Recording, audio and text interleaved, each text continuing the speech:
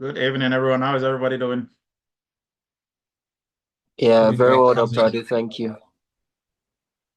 Great. I appreciate everybody's time. We are starting time now, and hopefully everybody had a great week. Yes, sir. So far, so good, Doc. Good, good, good. All Good right. day, thanks, Uh, Doc. Good evening. So kindly give me a second. Just some housekeeping here, and then we are starting. Yes, and we're still allowing folks in. So tonight we have a very interesting discussion. We are going to be looking at. I think this program has been in the pipeline for a while, and I think when we go through, at least everybody is going to have a better appreciation of why this is very, very, very important. Right. So you are all welcome. If you have any questions as we are moving along, you can raise your virtual hand, and then we will give you the floor to ask your question. So thank you for always being part of the Eretmis community every Friday night, and we are starting now. So you're all very much welcome. This is Eretmis Cyber Chat. We do this every Friday night, 7 p.m. Eastern. If you are joining us for the first time, we encourage you to join us every Friday night. This is where you learn and grow as a cybersecurity professional, and you get to network with like-minded cybersecurity professionals.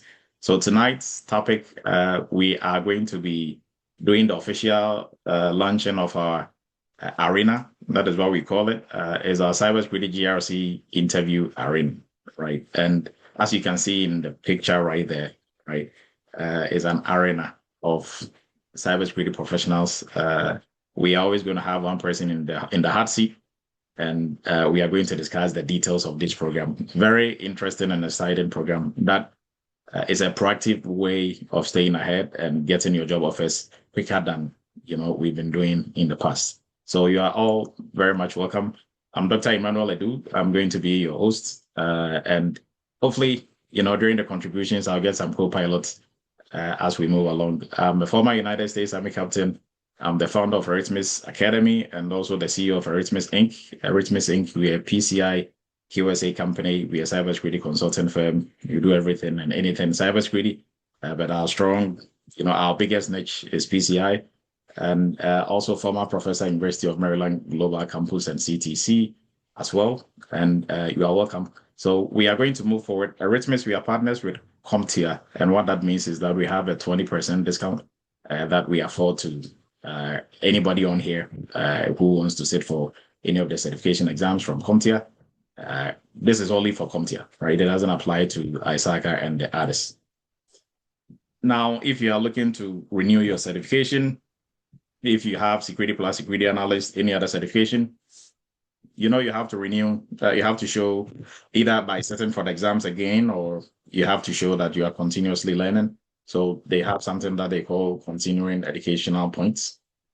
So that is CPE, CEU, depending on which certification body you're talking about. If you're here tonight, if you type hashtag Team Live in the chat, and you can add the date, today's date to it as well.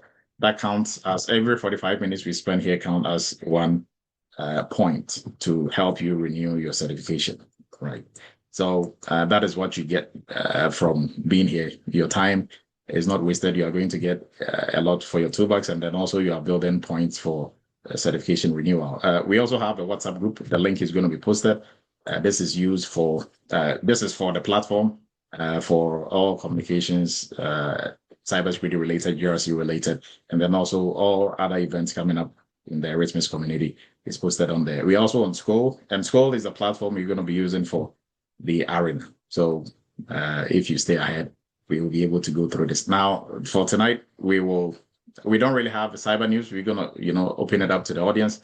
If you have any cybersecurity news, GRC news, anything that is worthy of the community knowing, you can bring it up, and then we are going to jump into the arena. So before that, we look at some upcoming training. So these are the dates for upcoming training. Our GRC internship workshop starts tomorrow. So tomorrow is the official start date. Our very first meeting is going to be a week after tomorrow. That is going to be on the 14th, right? So tomorrow is when The platform has been open, all the different platforms that we are using, you have access to it. There are some resources for you to prep before we meet. And then also, hopefully, before we meet, all the groups, you've been placed into groups and you've been assigned to companies already. So you know which companies you're going to be working for and then which groups you belong to. And group leads and team leads can also start reorganizing, coming up with meeting times or meeting their groups and coming up with meeting times as well. So if you're still waiting on the sidelines to get into the GRC hands-on workshop, this is where you actually work on real-world hands-on, real-world cybersecurity GRC projects. So you don't have to wait. If you have some degree, you have some training, you've not really done any projects. This is where to get your hands dirty working on some projects. Now, our AI governance, we are starting on the 9th. AI governance, the AI governance specialist, we are starting on the 9th. And then also the link and all of that, I think, will be posted either hopefully by tomorrow. Everybody in that, we are going to have it. The 7-day challenge is also starting on the 10th. So if you've not also enrolled in the 7-day challenge, it's just for 7 days, but you're going to learn a lot. 7-day AI, GRC, and cyber challenge. And then for our PCI class, PCI is also starting on the 12th, and then entry level, we are starting on the 16th, right? So if you are looking to join any of these programs for March, these are the dates for April and subsequent months will be posted as well as we move along.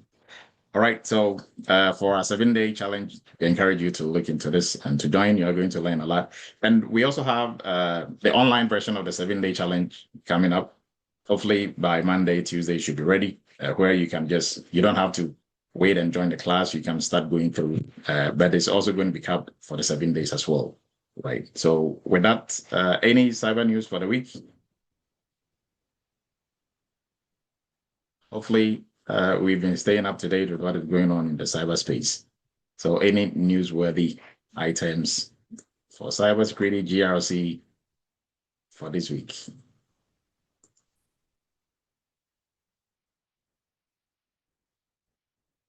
All right, so whilst maybe you're waiting for somebody to come up with one or two. Now, I know there are a couple of folks, and before we start looking at the arena and what it entails and all that, so almost everybody on here has been to an interview before, right? At a point in time, even if it's not for cybersecurity. And for cybersecurity, there are a lot of folks on here who've been to different cybersecurity interviews. You didn't get the offer. Now, what are some of and even for those who landed the offer eventually, what were some of the pain points, right, when you were applying?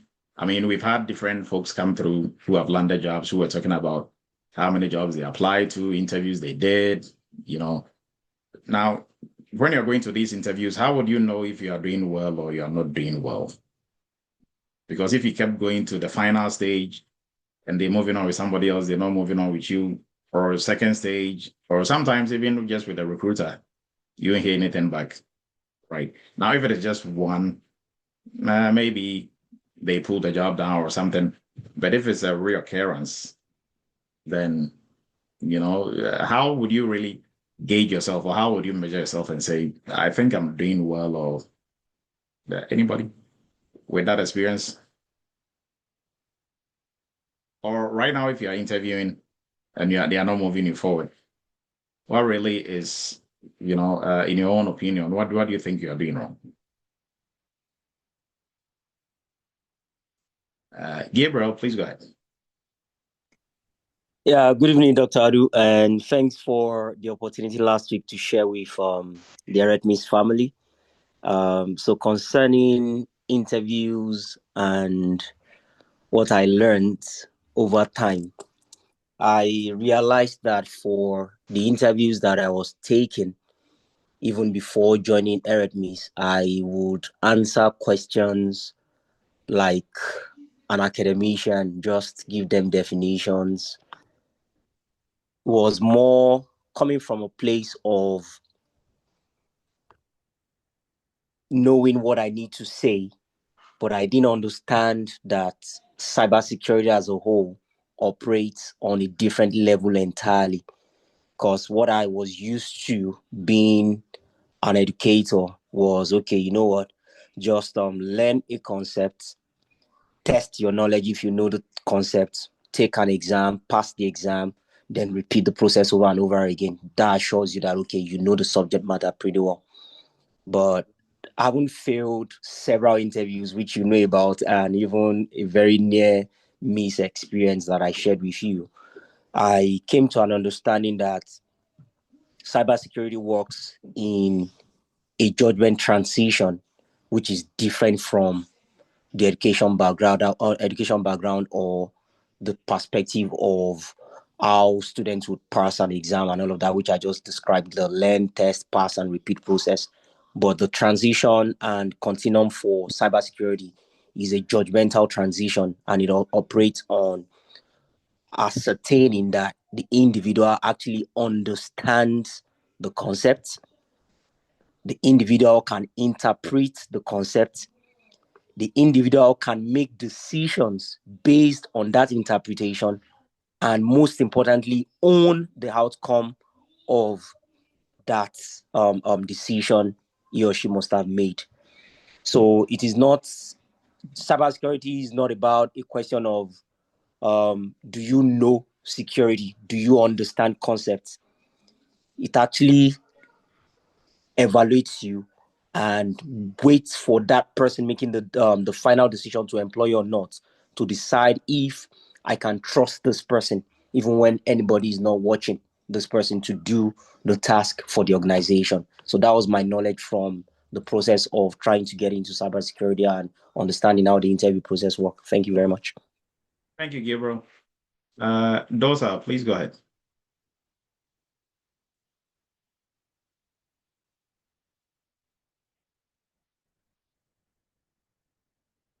If you're speaking, I'm not sure if I don't think you're muted, but we cannot hear you.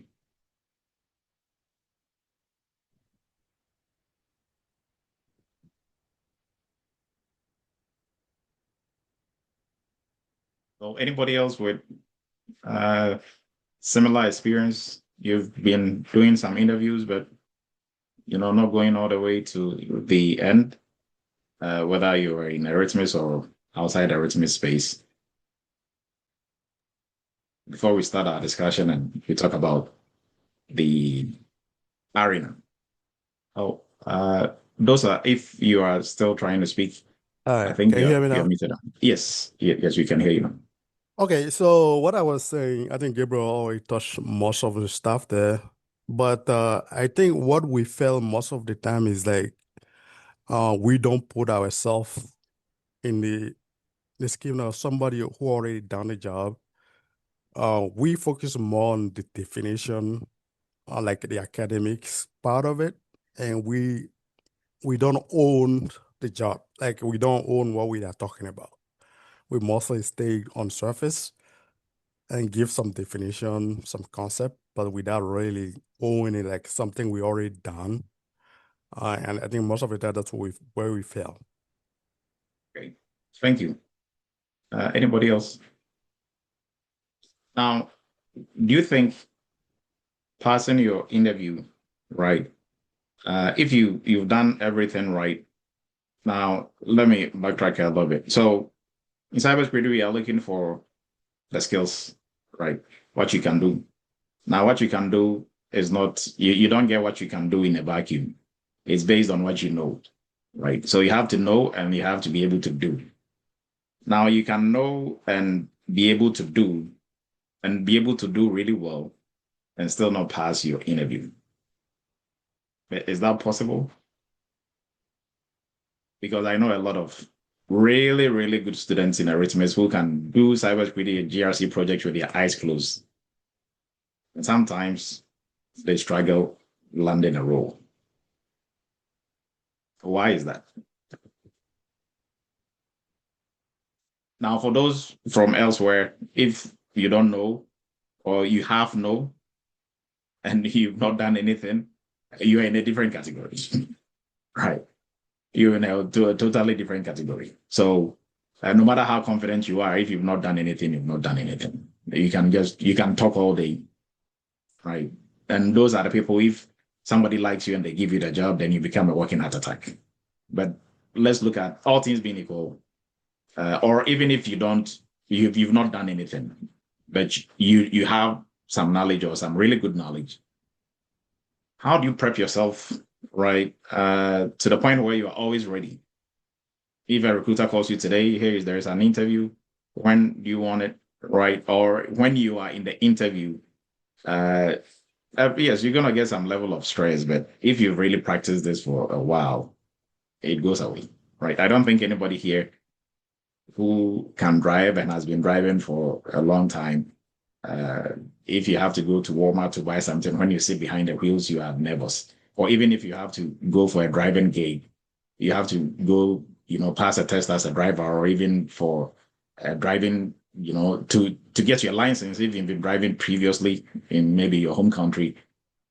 You just have to learn how they do their left hands and right hands and some, technical stuff. But really for the driving, I don't think you'll be so much nervous, right? And that is simply because you've been practicing and driving for a long time, right? Same thing applies here. For cybersecurity interviews, you might have the knowledge, you might have, have the skills, a whole bunch of skills. You can do the job. But when it comes to scaling your interview, it's a matter of you being able to package whatever you know and you can do to the point where somebody else can see what you can do, right? And that is where the trick is, right? And then that also goes into our individual persona and our individual capabilities. Some people are good speakers, others not so much. Some people in their previous line of work or based on what they do, maybe they are always interviewing for something. So when it comes to interviews, they have that down. Others probably have never interviewed in their life, or maybe one interview, one job, and that was it, right? So it's a whole variety and a whole mixture, right? So now that will explain why we are doing this, right? So now let's jump into this, the arena. So we've labeled it step into the arena. Samuel, please go ahead. Yeah, Doc, this is Bobby. So I just wanted to add it to the point that you just made.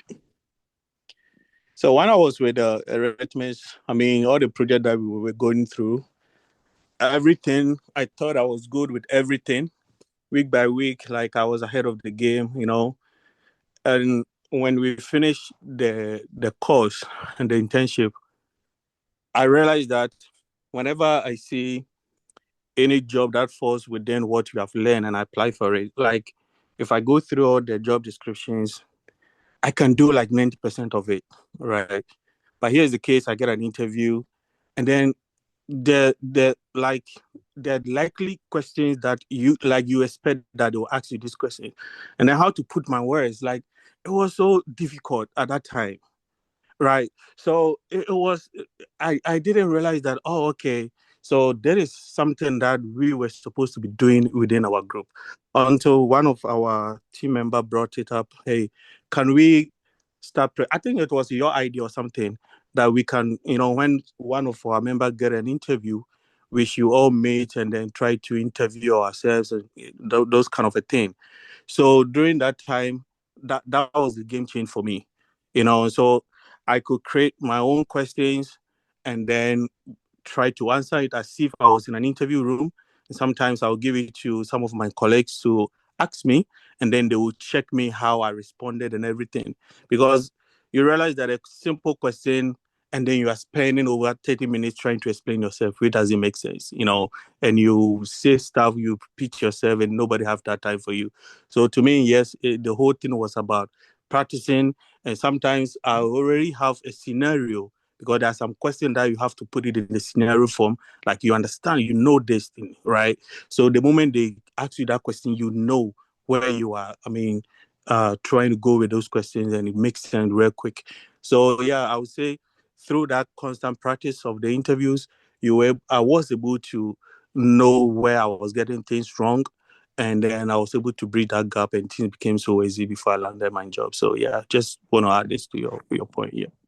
Thank you, Bobby.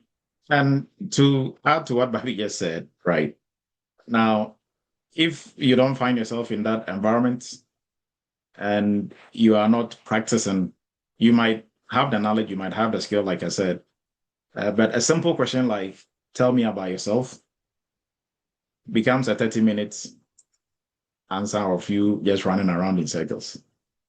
This is not even a cybersecurity question. Tell me about yourself, right? And you keep going on and on, the school you went to, the vacations you've been on, your pets, and then they are just there, and recruiters and, people interviewing you, they are overly polite. They are just there nodding like, oh, okay, I bet. Oh, okay. But in their mind, you are talking nonsense and you are wasting their time, right? That like they are just talking like this is what is going on in their head. When is this going to end? And you keep going on and talking about this and how, in college you did this and all that is good, right? But really, is that what really they are looking for? And for you also, and when it comes to the technical side, it's even worse. If you've not really practiced and you don't have your stories together, you keep talking, hoping one of the things you are saying is going to stick. So you don't know when to end, and you're just going around in circles. So they can ask you a very simple question and you miss the whole point and you just, make a U-turn and you are just going the other way, right? So that is why it's very important what we are going to discuss tonight. For you to pay attention to it and then also to join this community, because like Bobby said, I've been selling this idea to our internship and workshop, participants for the longest, right? But now we've taken it up a notch. So it's not just, you might think, we are all students, so how are we going to grade ourselves? And we don't even work, in cybersecurity. How are we going to know that this is right or this is wrong? We've done all that for you, right? So yours is just to prep, sit in the seats, and then, we are going to take it from there. So as we put you in the seats, we take you through different, interview levels. And, your colleagues who are also in the audience are taking notes and they are listening, right?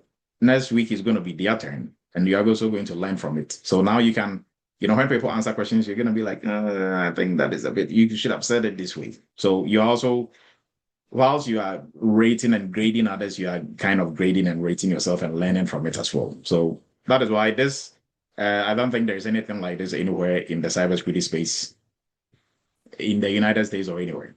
Right. Now, if you might have this, but it's going to be with your friends and some colleagues from school, but not on this scale, right? And with the experts that we are bringing to the table and putting you on the spot and doing all this. So this is something that if you are looking to break into cybersecurity, or even if you're already in cybersecurity, you don't wait till you lose your contract or you have to move out of that role when you become really rusty when it comes to interviews, to start looking for roles. I know some people can get out of a cybersecurity role and it takes them almost years or almost impossible to get back into it. It's not because they don't know, but it's because they are very rusty when it comes to thinking on their feet during interviews.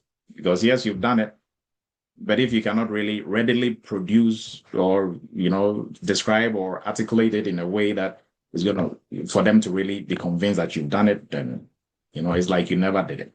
Right. So before we jump into it, if you are looking to break into cybersecurity, the best course out there that is going to, save you all the headache from start to finish, the cybersecurity entry-level course gives you the foundation, and then it moves you into the hands-on portion where you are actually going to work on some real-world security projects. And if you've done some training elsewhere, you have a degree of some sort, you have some background in cybersecurity, but you've never really worked on any projects, you want to know exactly how it is done, we encourage you to join our GRC workshop and internship. That is your hands-on cybersecurity hands-on project program. Right now, this runs for 10 weeks, hands-on from start to finish. You're working on one project after the other, and this is what Bobby did. So Bobby is working as ISO now, information security system security officer, system security officer. Which one of like in any of those ISO, right? ISSO. So and he took entry level, went through the internship. That was what he was describing, and then that is what he's using to work now, right? And there are a lot of our students like Bobby who are currently working on here. Last month we were celebrating.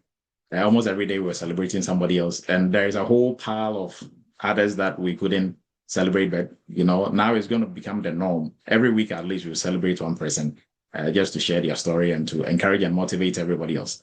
And then also, if you're looking for cloud security, you're already in the cybersecurity space, you want to polish up and be able to rise up and do more, we encourage you to join our cloud security professional class. This is also vendor neutral. It covers AWS, Azure, Google Cloud, and it is not like any other cloud security class you've been in.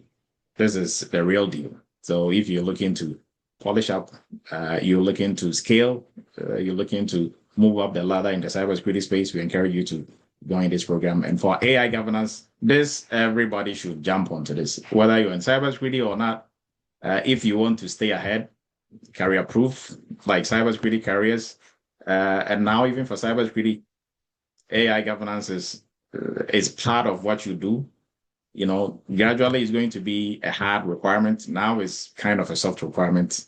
They will let it pass. But as a security professional, you should be able to protect your AI assets as well. And that is what AI governance will help you to do. Right. So this is also starting this month. If you're totally new to IT and you're looking to branch into an area, non-technical, that is going to help you to also make 6 figures working from home and all that good stuff, but you don't want to do cybersecurity, you can also jump onto this. If you've done cybersecurity already, I highly recommend you jump onto this. And then for PCI DSS, this is for folks who are looking to break into the 200 plus. PCI is your niche. If you're looking to do anything 250 to, in that space, is PCI DSS. Yeah, all the others, they are good. They can get you to 190, 80, right? Maybe 200, but PCI is what is going to take you to the next level, right? So if you're already in security or you're already in the IT space for a while, we encourage you to look into this. This is also starting, I think, on the 12th.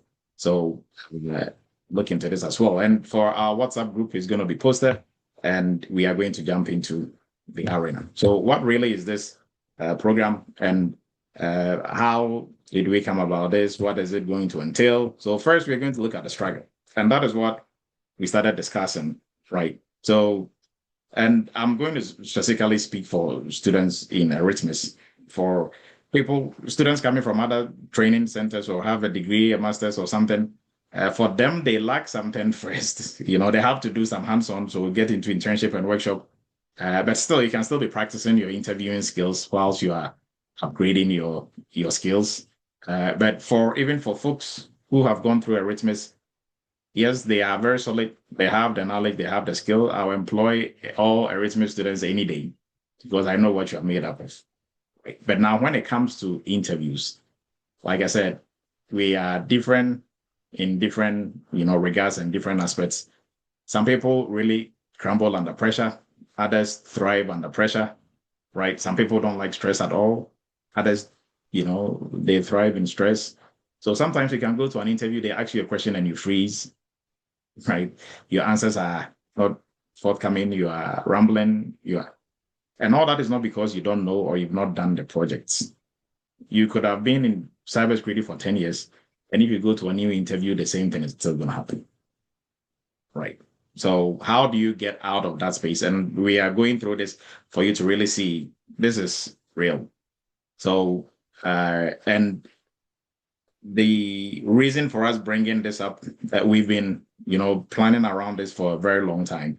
And because we've seen some excellent students who go through Eretmis, and the ones who are not, they are all excellent, but, some are more excellent than others. Right. So in every cohort, you are gauging and you have a list of at least 4 people. If anybody gets a job first, you are thinking it's going to be those 4 people. But sometimes they are almost the ones who struggle a little bit before they'll be able to get a job. And the ones who were just average, just not trying to even do too much, they will get jobs. And that is not because they know more than the people who didn't get a job yet, but because maybe they thrive when it comes to interviews. They are naturally good communicators, or they have, something else going for them, or maybe they were, I wouldn't really, put much emphasis on luck, but maybe we can probably look at it that way. But also you make your own luck, right? So for What we are doing today, we are trying to make the playing field even for everybody.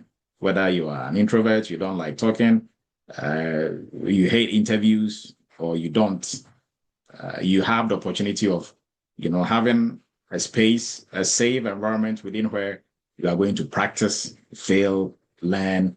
So you are ever ready for anything that is going to come your way, right? So in cybersecurity interviews, it's not like Bobby was saying, it's not just about, Gabriel was saying, it's not just about questions and answers. What is this? What is that?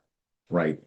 Employers, they are looking for more than just your knowledge and your skill. That is why they also do soft skills interviews as well. So for answers that you give, they are looking for clarity, they are looking for credibility, communication, and they are not going to ask you, they get the answers for these from inferring from the answers that you give and your posture, right? So if it is your first time, this is your first time interviewing or going to a different stage, or if all of that is your first time, if you've never had a chance to rehearse or practice, then it becomes an issue, right? So you don't lose the job or you don't lose the offer because you don't know or you don't have the skills. You lose it because you couldn't really present yourself in that light, right? So if you are not able to really on the spot deliver, there is really no second chance for you to, and they don't know what you can do. They don't know where you were and what you did, right? So it's just how you compose, how you deliver, and all this you can work on really, and that is what this program seeks to do, right?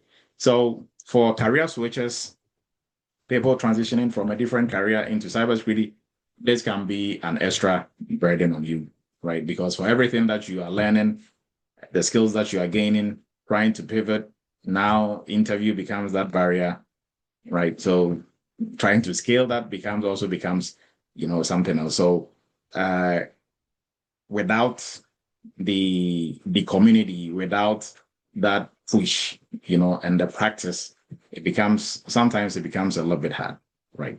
And when we talk about imposter syndrome, like last week we were discussing imposter syndrome, and Gabriel said for him, there was nothing like imposter syndrome. And for all others, because what they are doing on the job is exactly what they were doing in the GRC internship and workshop, right? So, but if you don't have that confidence, or you are switching and you are not likely to probably have gone through Eretmis, have the skills and the knowledge, and now on top of that, we have to add interviews to it, then it becomes an issue, right? So employers, they are looking for, mostly we are explaining tax that we did. Most of the times they are looking for more outcomes. That is why it is good to use the STAR method. You are going through a list of tools. What was the impact of these tools on what you did, right? And how are you able to translate complex cybersecurity stuff into simple terms? So all these, if you don't practice, and even if you don't practice repeatedly, then it becomes an issue, right? In the military, for any mission that we go on, we do three main things, right? And guess what those three things are? We practice, and the second thing we do is to practice, and the third thing we do is, guess what? Practice some more, right? So practice till it becomes what we call muscle memory, right? And this is what this platform is going to do, right? When it comes to interviews, it is going to be a normal Tuesday, a normal Monday for everybody, right? Who's going to be part of this. So for us, interview can be stressful. If you have if you've been practicing and you've been going through, you've been graded, you've been given feedback from your peers, from folks who are already in the industry, from industry leaders, then you actually know what you are doing wrong and what you are doing right. Right. So for career switchers, for folks already in IT trying to pivot into cybersecurity, even if you're in cybersecurity already, you're going for a different role, or you're going up, for executive level, all that you need to practice, you need to, practice. It's like if you want to, you are part of like a theater group and you're going to perform on stage. And the first time you are reading you're reciting your lines is like on stage is the second time of you trying to say it. Some people can do it, yes. But for the average person, even for the person who's been doing it for a while, if they're able to deliver it and they tell you this is the second time of reading it, chances are probably that will be they've looked at it a couple of times. So now the gap. Candidates, mostly you prep, you think you are ready, but during interviews, you are not looking at what exactly. Something trying to join. I'm not sure. Okay, that is just a sidebar. So, if you don't practice under pressure, you are not scored by professionals. You've not been challenged on unclear answers, or you've not been. Maybe you've prepped. We've given you some a job description and you've prepped with it, and we just go off the job description, right? How are you going to react to that? So all those are some of the things, and then also you have to come in with stories, like Bobby was saying. If your stories are not, you don't have them all together, then that also becomes an issue, right? So these are all some of the struggles and the issues and that we are facing, in the industry and in Eretmis. Eretmis is not exclusive out of this, excluded out of this, right? So why we came up with this program is we've helped hundreds of students learn cybersecurity roles, right? Six-figure roles. Some are making 100, between 100 and 200. Others are making above 200 for those in PCI space, right? So, and then we had some students who, for all accounts, even their own colleagues in the same cohort will attest that if they had a company, they would employ the student first. Some of those students, after us helping them with interview prep, so this is the trick. Even with interview prep, when we go through the questions, answer this way, answer this that way, we do that for every single stage, and we do that one time before you go to the interview, right?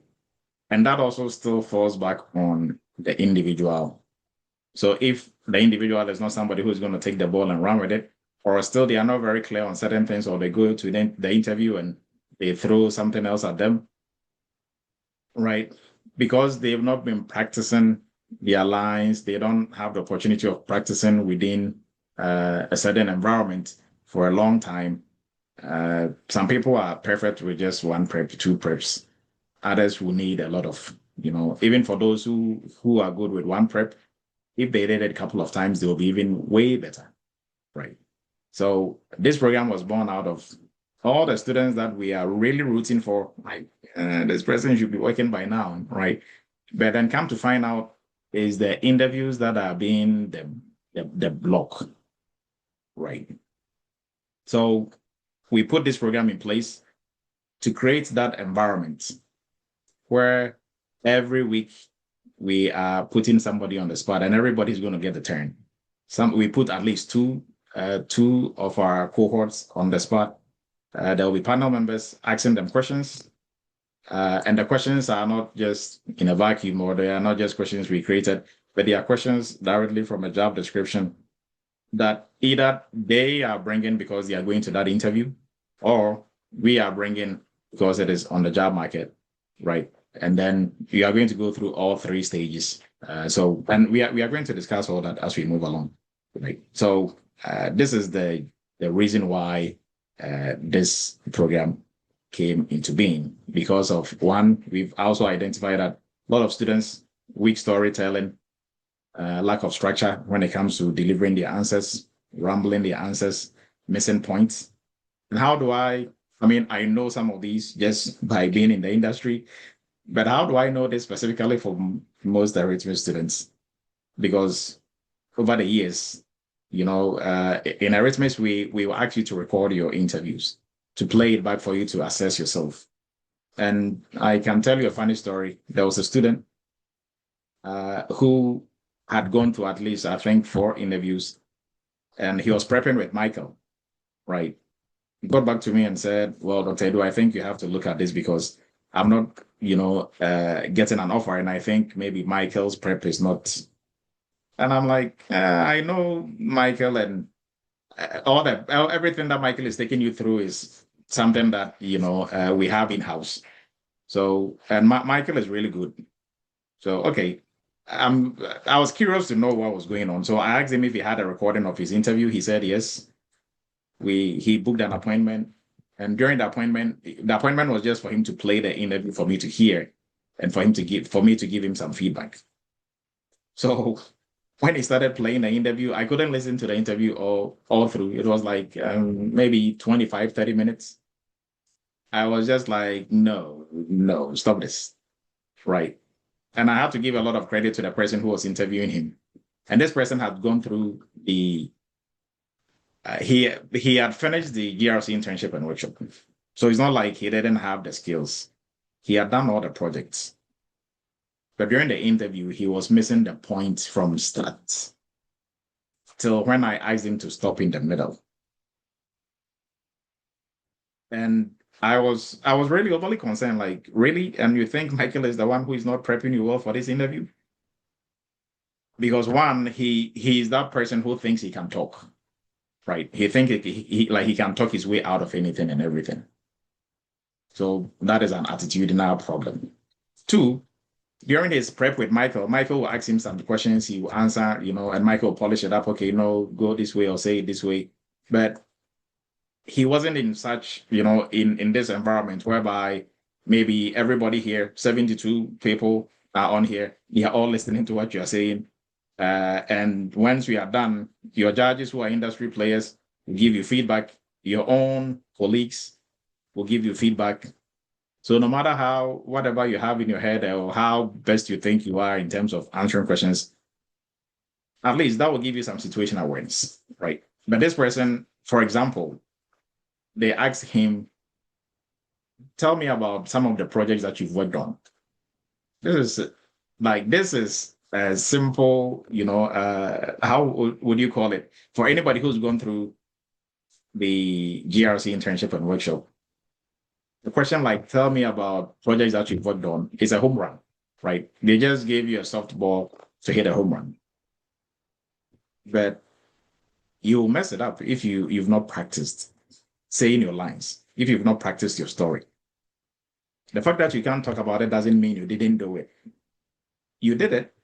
But let's say, for example, for everybody listening, if I ask you, what did you do for last year summer? Right. And we went to Bahamas for vacation, myself and my family. Okay, so describe Bahamas. How was it like? And you go like, yeah, Bahamas is nice. It's a very nice place. Did you really go to Bahamas? Yes, you probably did, or you did, but you're just not really good at telling stories. Right.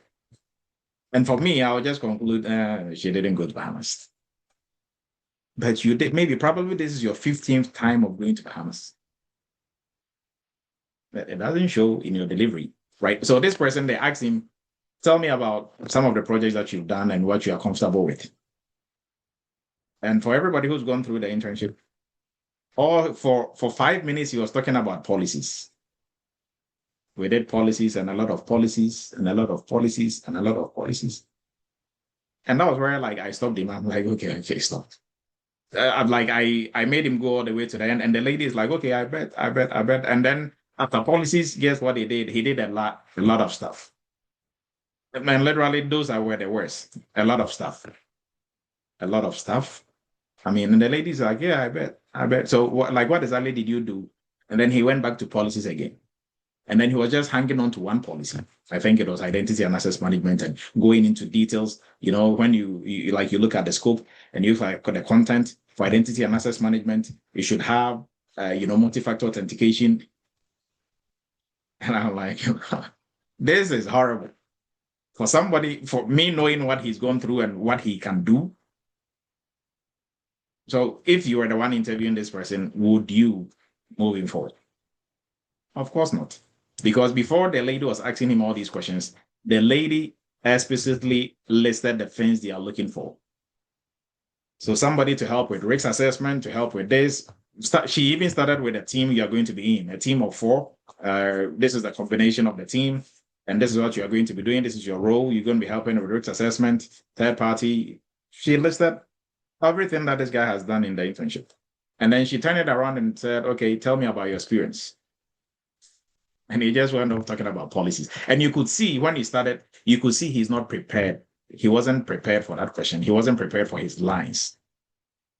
So all he could remember were policies. And then even with policies, you could just hang on to one policy. And he kept talking about the same policy for about 5 minutes. Then meanwhile, she just asked you a list of things that they're going to have you do. And those were the things on the job description. And she asked you, what have you done? And you're talking about policies. And policies were not even part of the list of the things they needed him for. And this is somebody who had the knowledge and the skill. Right. And, when we compare it to what we use that to judge our own selves, we probably in interviews have made similar, mistakes. And that is simply because you didn't prep and you get caught off guard. Then you are trying to hang on to dear life. Just say anything and everything just to fill the space and the time. And that is not going to cut it. Right. So that is purely the reason why we are doing this. Right. So this program exists simply to get, our students out of that space to ensure that when it comes to interviews, that is not going to be the problem, right? They are going to nail it. And it is going to be based on repetition and doing this and getting real feedback. So what is this exactly? We are, for the arena, it's a cybersecurity GRC interview prep where, and this is not just a prep, you are going to do the real interviews. So this is weekly sessions. We are going to have at least 90 minutes weekly sessions where we do live mock interviews, just like how we are here for Cyber Chat. 73 of us, if those are the members of the group, 73, we put one person on the spot. Maybe Bobby is in the hot seat. Proud to that, we would have given Bobby the job description of what he's going to be interviewing on. Now, outside that, if somebody is going to an interview that week, we will put them on the seats and then use their job description. Right. We did a similar one. We used to do something similar like this for PCI. Right. We used to do it weekly just to help all the PCI folks land their role in a very short time. And one of the students, we were using their job description to do this prep. He ended up landing that role. Yes. We were using different, I think I can easily recollect one because he still helps Eretmis students with other stuff, right? And there are a lot of people who benefited from that and landed roles, right? So now we are making this official and mainstream. So weekly sessions where we do mock interviews and real job descriptions, real interviews. We put one person or two people in the hot seat. And you are going to go through the whole interviews, levels. So the recruiter stage, okay, this is the recruiter. We're going to ask you recruiter questions. We prep you, move you, okay, to the next stage. At the next stage, maybe you are doing technical. So based on the job description, we ask you the technical questions. And all of it, we are scoring. And the good part about this is you have the scoring, the grading rubric yourself. Everybody has it. So we will be scoring you. Your colleagues can also be scoring you. And you are being scored by industry professionals. Sometimes we have guest recruiters in there as well. So you get real feedback from professionals and, people. And we are also blessed to have students from Eretmis who have been working for years now, and they are also doing interviews and recruiting people into their companies. They are also going to be part of this as the professionals who are going to be scoring and grading. And then also from your peers, you are also going to be having some feedback from your peers and the support, right? And two, you are not going to be the only, you are not the only person in this. So this is a safe environment for us to learn and grow. And we repeat this is an ongoing something. It's not time bound. So if you subscribe to this and you think, yeah, I landed a role, I just want to relax now, you cannot, as soon as you can cut your subscription, right, and go your happy way. If you still think, okay, I still want to stay in and be sharp and go for different roles, and it is something that you can do. So we are continuously going to be doing this And this is something that we know is going to really change everything for our students and for everybody else that we are inviting to join us. So who is this for? Or we will look at who this is not for first.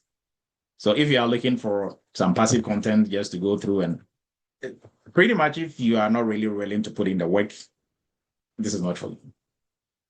You have to be willing to do the work. Now, for everybody trying to get a sales figure, the higher sales figure, lower sales figure side in cybersecurity, this interviewing and applying for roles after your training, getting the knowledge and skill, interviewing and applying for roles should be your full-time job, in addition to your full-time job that you have now. If you treat it as a part-time job, as a hobby, the results you're going to get is a hobby part-time results. So everybody should take this seriously. If you really want this, and this is how bad you want it. So if you want this really bad, then you are treating it like a hobby. It's like if you want to be as big and buff as, Arnold Schwarzenegger, but you go to the gym 15 minutes every 3 months. You are not going to be a bodybuilder by any measure, because bodybuilders don't treat bodybuilding as a hobby. It's a serious full-time gig. They can be doing 2 jobs, but that is their 3rd job. It's more important to them than the job they are doing now. Because yes, for you, this is more important than the job you're doing now. Because if the job you're doing now was more important than this, then you wouldn't even be in this space trying to break into cybersecurity in the first place. Right. So you are looking to break into cybersecurity to let go of what you are doing now. Right. So it doesn't also mean you should stop what you are doing to do this. You can combine the two. If it means it has to cut into your free time, your family time, your sleeping time, it is only going to be for a little while. And once you get to the other side of it, you get all your time back plus some. Right. So this is not for, and for people who are looking for other people to do interviews for those people, I don't know what they are smoking. So that conversation we're not even going to have. Right. Now, it's ideal. This is for career switches, anybody looking to break from what you are doing now into cybersecurity. In any GRC cyber role, this is perfect for you. GRC analyst, risk analyst, whatever role is perfect for you. If you're a student still in school, about to graduate, this is also good for you. And this is for anybody who's been to interviews and you don't seem to get it, what is really going on. And I've run into several students and people, not even our students, who are experiencing this, right? And some of these people, they have masters in cybersecurity, different certifications, but they'll go to interviews and wouldn't be able to nail it. It's not because they can't do the job. It's because of a lot of factors. Predominantly, they don't have an environment where they will practice telling their stories. They'll get feedback, they'll polish their stories and be better and better and better. Right. So here you are going to get real feedback, real job description. If you happen to be going to an interview, is a big plus. For us, every week, we have a couple of students going to an interview. So those students, if they join this program, we are putting you in the hot seat with your own interview, with your own job description, right? And for every stage that you are going to, we will give you that opportunity. And I think everybody else is also going to allow you. Right, but at least for the 90 minutes, we will have at least two participants, go head to head. So with different job descriptions, not the same. And then maybe sometimes you throw some competition in there with the same job description, right? And see how best everybody's going to do. So, and also for professionals who are already in IT, already in cybersecurity, you want to move up to senior roles, you want to shift into GRC, or you want to, do other things, we help you to build a bigger and stronger interviewing skills, especially when it comes to storytelling and executive level communication as well, right? So what are you really going to gain out of this? What is the transformational promise?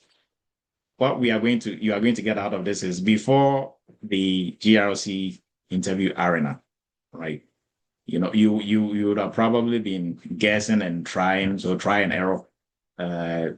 You are going to like you've been, doing your own scenarios, your own questions. You sound very nervous. And this is true. I listen to a lot of interview recordings. And sometimes before the first two sentences, I'm like, too nervous, right? Too nervous, right? And when I do feedback, when I give feedback to some of our students, like some of them, like I'll tell them, hey, for the first 2 lines, 3 lines, or the first question, second questions, I could feel it in your voice. Just by one word that you spoke, I could know you were, like I could sense you were very nervous. And it's not just me sensing it. People on the other side, they're also going to sense it. Right. But if you've done this so many times in front of nobody in cybersecurity has interviewed in front of 20 or 30 people. You can go to 20 interviews. You can be the CEO of whatever company. You didn't interview in front of 20 people. But here you are interviewing in front of 20, 50 plus, right? So that there's an extra element of stress and pressure on you. So now if it has to be one-on-one or a panel of 4 or 5, it's easy peasy, right? You've done it so much, and now it becomes an inbuilt ability, right? So before Arena, you had all the interview problems and issues we've discussed. Now after, or even during or after the Arena, you are more calm, your answers are structured, under pressure, you have a strong storytelling that ties into the job description, a very clear explanation of what you did and measurable outcomes, better executive level communication, higher interview to job offer conversion. So if you go to 4 interviews, 3 interviews, you end up getting at least 3 offers or 2 offers, right? And you are very confident because you've been doing this over and over and over again, right? With real scoring. So this is what you are going to get out of it. Now, for exactly how this is going to go, the main engine for this is that every week, 90 minutes weekly sessions, 1 to 2, members in the hot seat. An interview is based on either job description of the interviews that you are going to yourself for those in the hot seat, or it's going to be job description that we are bringing to the table. And judges are going to score you across your communication clarity, technical correctness, risk thinking, prioritization, and we are also looking at your soft skills, a lot of soft skills as well, confidence level as well, structure and executive presence, frameworks, applications. So you are going to get the best of both worlds. So we were polishing you up on the technical side. When it comes to soft skills, we're also going to be polishing you up. So you are learning whilst you are practicing your interview lines and getting more comfortable doing interviews, right? So because if you say something that is way off in terms of technical correctness, during your feedback, you are going to be corrected on that. You take notes and you go back and research and polish up more on that, right? And the judges are people who are working in the industry. They've been through the interview processes you are going through themselves. They interview people on the regular to get them hired. So you get real feedback. And then also from your own colleagues, you're also going to get some feedback, right? And the community that you're going to be in, that is also going to help, because now you are not doing this by yourself, right? You are doing this as a collective group. So that even makes it more a bit comforting to know you're not by yourself, practicing in the mirror, and whether your lines that you are practicing are wrong or not, you wouldn't even know. And on top of this, you're also going to get some prep material. So in terms of questions, we have a whole bank of like question bank, interview question bank that is gonna be given to everybody. So at least you have the questions that we're gonna be asking are not new, right? They are going to be almost the same or similar questions, because on the job questions that they ask you is the same questions. No question is something that is going to be totally new, but how you go about structuring it, your confidence, delivering, that is what makes the difference, right? So you'll be prepared. You have the structure, how to answer your questions, the structure and all that. You are going to have that as well, right? So also for folks who will be in the hot seat, even if you're not in the hot seat, you're also learning, right? How questions will sound like. And then also, if you're not in the hot seat, you will tend to learn more because now you see the mistakes that others are doing. So, but when you're in the hot seat, is a totally different ball game. You're also going to be learning in the hot seat. So you get a mixture of, both. You're not in the hot seat, and the judges are also going to help you as well. So the community accountability, and for everybody in here, we are also going to have groups within groups. So at least you can also have your own meetings outside these meetings to also, hold yourself accountable.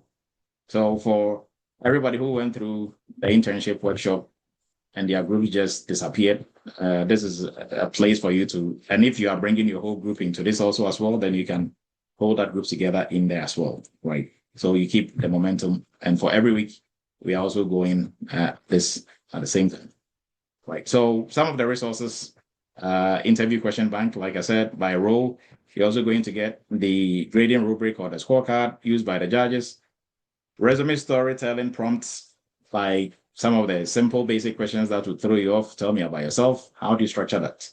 Right? Why should we choose you over everybody else? How do you structure that? Why cybersecurity? How do you structure that? Walk me through your resume or walk me through what you do on a daily basis, like the example that I gave.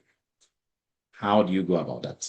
Right? All these, we have structures of, okay, so one, I have to, and for example, if the question of tell me about yourself, right?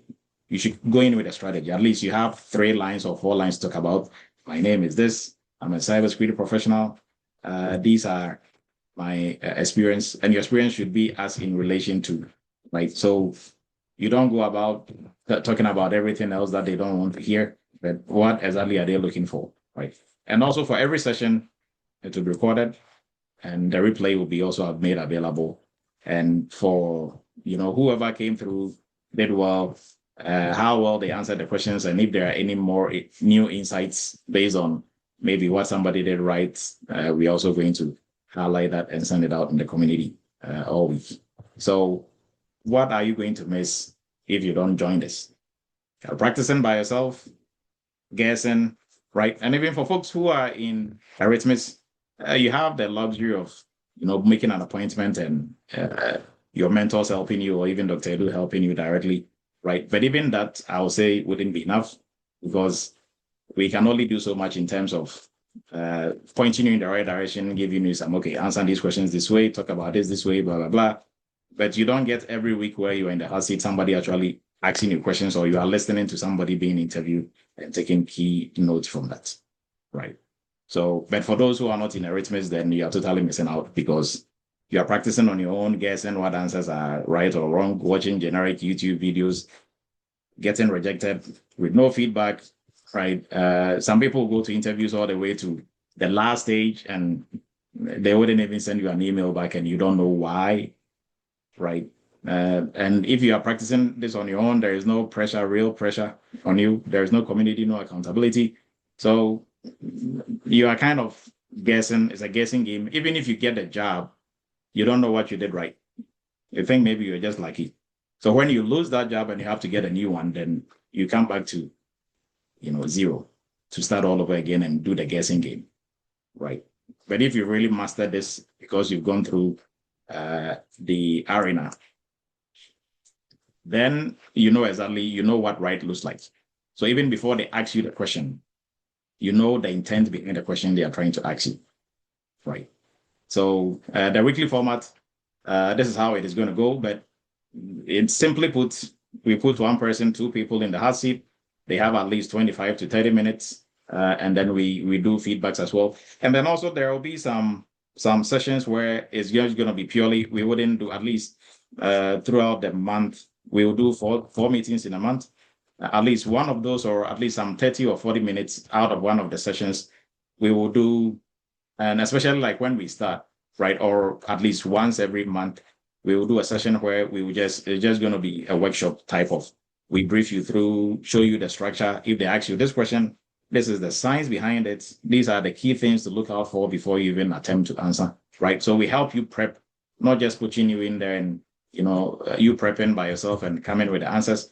Yes, we'll give you feedback, but there'll be sessions where we are actually going to teach you how to answer the questions and how to break the questions down and know exactly. Because, for example, if you go to an interview and they ask you, so you are trying to convince your boss when you got into your company, maybe they were doing something wrong.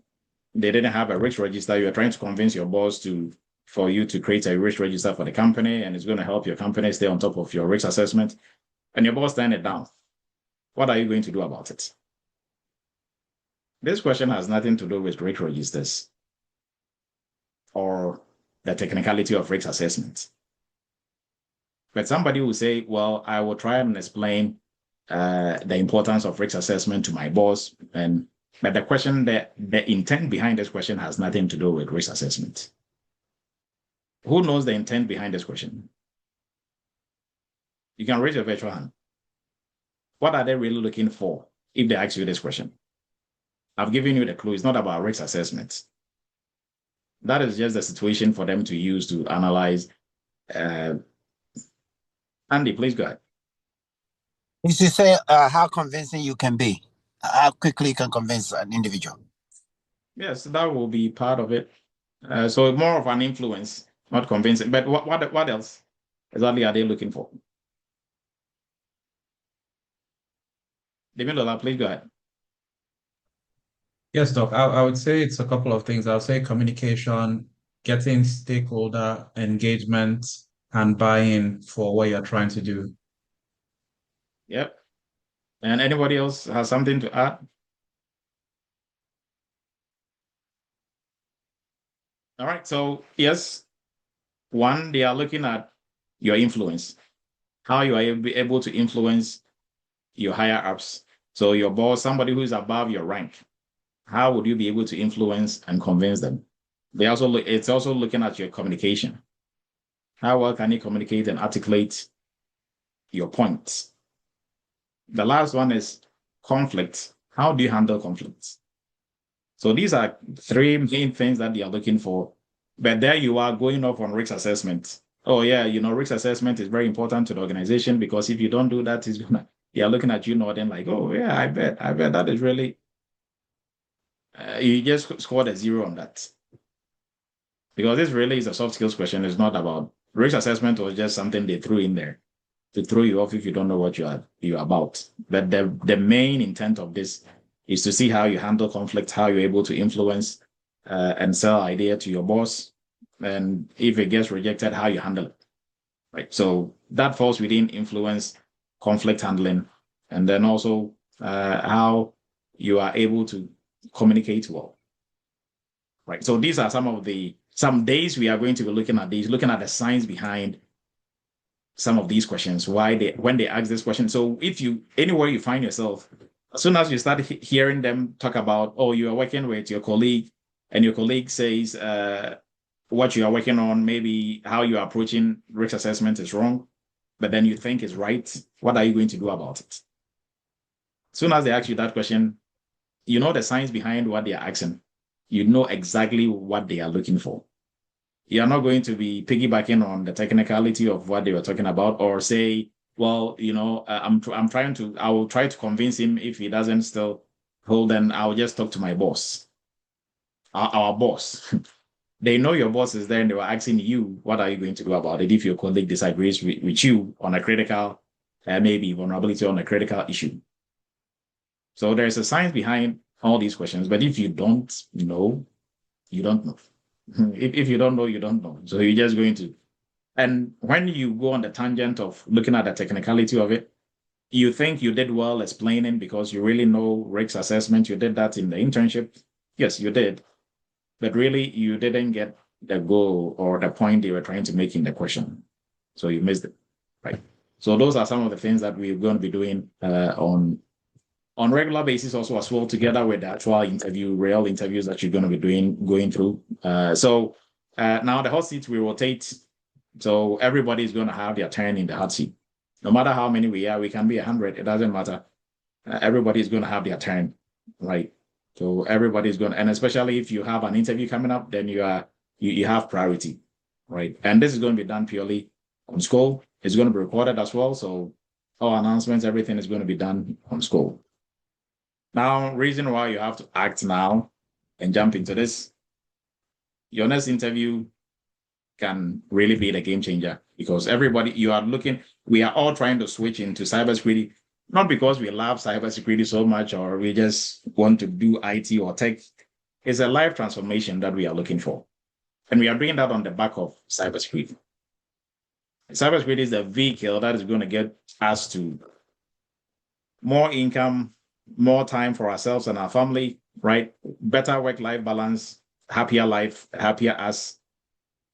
Cybersecurity is the vehicle, right? So, like I said, if you're treating this like a hobby, the results you're going to get is a hobby results. If you're treating it like a part-time gig, you're going to get a part-time gig results. But if you treat it like your life depends on it, this is your full-time gig in addition to whatever you are doing, you are going to get a full-time results, right? So your next interview can be that interview that really, changes everything, gives you, you move you into that income bracket that you're looking for, right? And you are going to be building confidence for interviews. You don't have to you don't have to build your confidence during the interview. It has to be before an interview, right? And you don't wait to prepare before you get an interview. And that is what most people do in Eretmis. They'll wait and reach out, Dr. Edu, I have an interview tomorrow. I need help. Well, we will give you some tips and help you, but you should have been prepping way before. And that is why we are bringing this, arena for you to be prepping. Just like if you're a boxer, you don't prep when you have a match coming up. Because maybe if they say, hey, you are going to fight Renee next 2 months, is that enough time for you to prepare to fight Renee? Because Renee has been preparing for the last 2 years. He's been training like he has a fight next week. And you've been there just chilling. And you have 2 months to prep. You wouldn't be able to even condition your body well before the 2 months, let alone to practice and to learn the tactics of Renee, right? But if you've been practicing, and you have to go fight Renee, then it's simply watching Renee's videos and tweaking and, planning according to, but in terms of physical fitness, you are top, on the top, like you are at the top of your game, right? So you don't have to wait till you have an interview to prep. So arena members, they are going to be prepped weekly. So for any interview that comes, they are ever ready, they are prepared, right? And also, going through everything that we've talked about, the judges, you are going to have that community and people to support. You get real feedback, so you don't have to wait. Now, this is going to be monthly subscription based. The price is toying between $89.99 and $120, but it's going to be on below 100 side, right? If we could do this for free, we would have done it, but the platform is going to be on and all that resources that have been provided, we have to be able to sustain it. That is why it's really low price point. This could have been going any higher, right? But a low price point. And this is to help everybody to break into it, to be part of it, to be able to really gain as much as possible from this, right? So if there are any questions, you can kindly bring it up. Now, registration link is going to be ready hopefully during the weekend, hopefully by tomorrow, before Sunday, you'll be able to jump on there and register as well. So whilst we are prepping for questions and input from everybody else, if you're looking to break into the cybersecurity field, like I said earlier, our cybersecurity entry-level course is the program that will help you do that if you're totally new, or even if you have some background. This is really going to help you because now you are not leaving any stone unturned. You have a very solid knowledge base, and then also you are going to work on some real-world cybersecurity projects. And then for our internship and workshop, this is the second portion actually of the entry level. So if you think you have the foundation already, you have the knowledge, you just want to do hands-on, work on some projects, this is the place for you. We are starting our new cohort tomorrow, but our first live session is going to start next week on Saturday. So there's still time for you to join if you've not already done so. And then also for our cloud security, for anybody already in the cybersecurity space, if you're looking to expand your horizon in the cybersecurity space. Everything that we are doing, some are in the cloud, some are on-prem, right? It's a mixture. So it's only prudent for you to also know how to protect yourself in the cloud as well. And then for AI governance, everybody should jump into the AI governance program. AI is not coming, AI is here. And especially for folks already working in the cybersecurity space, don't wait till somebody who can do your job and no AI is going to come and replace you. You can polish up. That way you are always adding value. So if they have to do some moving around in your company, it's not going to be you. When they move you, they are moving you up the ladder, right? And for folks, if you are looking to break into the 200Ks in cybersecurity, PCI DSS, the Payment Security Compliance Program, this is the right program for you. For our Eretmis students, the highest paying students who are making over 200K, they are all from the PCI DSS program, right? Now, others are making 180, 190, 100, and even 200, but above 200 is PCI DSS, right? So this is one of the most arguably lucrative niches in the cybersecurity space. So if you are looking to also polish up and carve a niche for yourself in the cybersecurity space, we encourage you to look into the PCI space as well. So if there are any questions, you can kindly break it up. Now, we were going to throw one job description in here, and kind of do a simulation of what we are going to do during the arena. But the student whose interview that is unfortunately wasn't able to join us. So we are going to probably leave that for maybe next week. Next week, we are going to do kind of a simulation of what we will do in the arena. So we'll put somebody in the hot seat and you know exactly how it is going to be. So even if you've not enrolled, you are going to know what you are missing, pretty much, right? So any questions from the group before we wrap up for today, this evening? Oh, and the links have been posted in the chat. And if you are, I didn't see a lot of team hashtags in here. So if you're looking to reset, or if you're looking to get recertified, team hashtag will get you some educational points on here. So please kindly do. Gabriel, okay. Oh, Gabriel left earlier. All right, everyone. Any questions for the group before we wrap up for this evening? And I appreciate everybody's time. I think the highest, we were almost 73, 74 in the chat. So thank you, everybody, for helping us discuss and launch this. The links are going to be posted, and I encourage everybody, even if you are already comfortable in any role that you are in, there is really no harm in practicing more because you are going to need it, right? Dr. If you are making Edu, I have a question. Yes, go ahead, please. Yeah, please. I just wanted to know, is there any prerequisites before you can join the PCI DSS class? Is there a prerequisite? Yes. So you should have some IT background already, or you should be in cybersecurity already, right? So let's say, for instance, if you're a nurse trying to branch into cybersecurity, we don't encourage you to jump straight into PCI. We will encourage you to go through the entry-level course first, and then later come into PCI, right? But if, let's say, you are working already in IT, you are in like whatever role that you are in, yes, we can take you in and polish you up on cybersecurity and then, do actual PCI with you as well.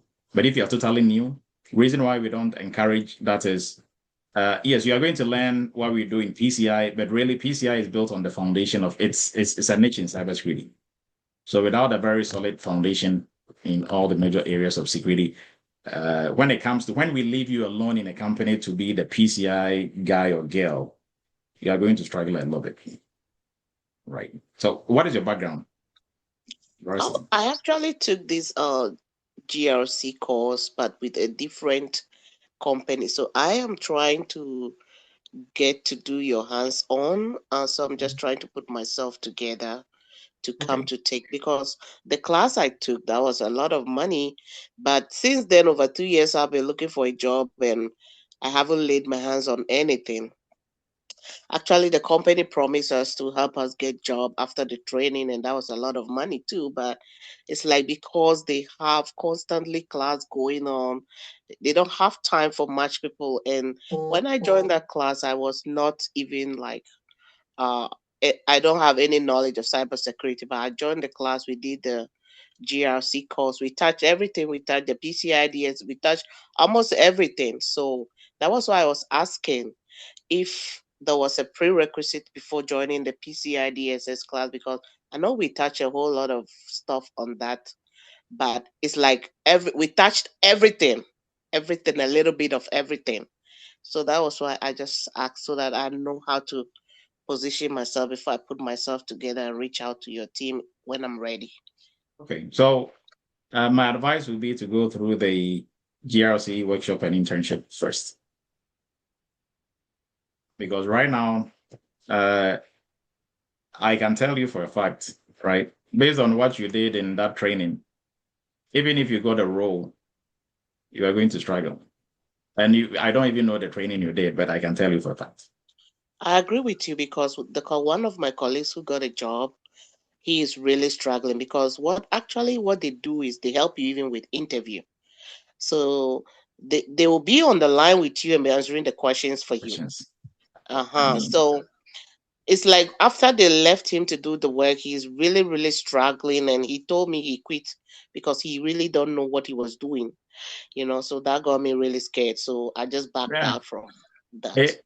It's good he quit. If he didn't quit before they fired him, he would have had a heart attack. Right. You went there to get money, not to get illness to take home. Right. Because, I mean, you are all, big girls, big boys. You don't want to put yourself in a position where you are literally bullying yourself. Because going to work is an issue. Or even if you work from home, is even worse. Opening your laptop, nobody is there putting a gun on your head, and you are so scared. Why would a grown-ass woman with wife and kids, or husband and kids, put yourself through that? Because somebody, try to let you take a shortcut, and after that, they are gone. You're on your own, right? Mm-hmm. So the best way is to be able to do this on your own merit. So that was why when I came across your channel, I'm like, oh, maybe this guy is also different, because all the ones I see, they advertise, you do this, you do that, you get a job after 90 days. And it's like, I have paid more money for this than what these people are coming. So when I see someone advertising this, I get so pissed off. I paid almost 5,000 for just this class alone, and I was just hoping to break into cybersecurity, GRC. It's just like things are not falling in place. Yeah, I mean, you have to step in, like they say in Africa, you have to step in bad water to go fetch good water. So also don't really despite bad water too much. Well, at least it is going to move you to the good water. Now, then, like the funny part about this whole industry, this space right now is being saturated, especially by our own teaching all sort of nonsense, right? And their goal is just about the money. You get what I mean? People don't know what they don't know if you because just like what you're saying, somebody will come and say, well, my training, we did PCI, we did HIPAA, we did all that in. Even if you do that in 6 months, just our PCI course alone is 4 months. So if you did PCI in 1 week, in that wherever you were, so like what are we doing for the 4 months? Just looking at our faces on Zoom and smiling and going every time for 2 hours. Really? So I mean, but because you don't know what you don't know, when they throw all those stuff at you, you think, oh yeah, you are learning so much. Until later you realize, you start going to interviews and you realize all that you know is nonsense. Like you don't even know anything when you go for the interview. Yeah. So, but any which ways, I mean, like I said, you have to step in the wrong place to get to the right place. So, and for those folks, I also don't fault any of them, because truly they also don't know what they don't know. I cannot give you what I don't have. Right now, if you are like, Dr. Edu, I want you to train me to be a ship captain. I mean, I can Google and tell you a lot of stuff, but really, do I know what I'm talking about? I'm putting myself together so I can come for that GRC training, the hands-on. Yes. Yeah, because like that is really and because if you were just selling courses, I would have told you, hey, you can join the PCI.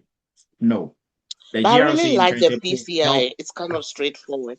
Yeah, no, PCI is more complex than what they made you think it is. Okay. Because there are people and actual PCI roles. You are in cybersecurity, but in the company, you are the PCI compliance officer. All you do is just PCI. You don't do anything else. Okay. So what do you think you are doing all year long? Right? It's a whole beast on its own.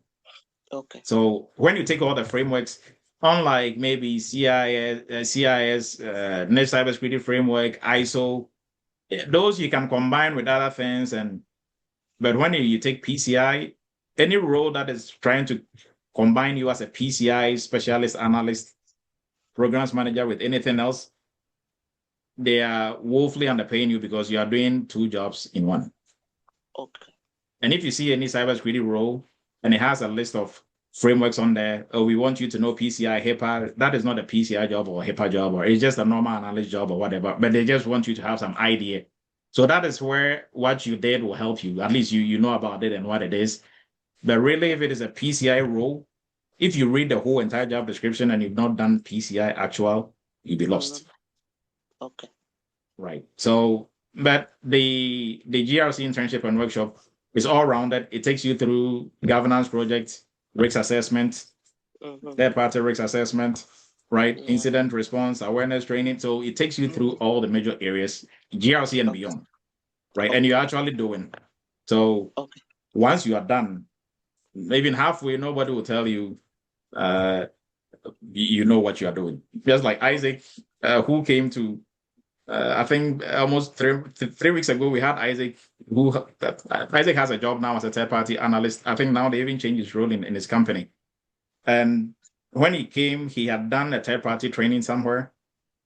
So he reached out and he thought he knew.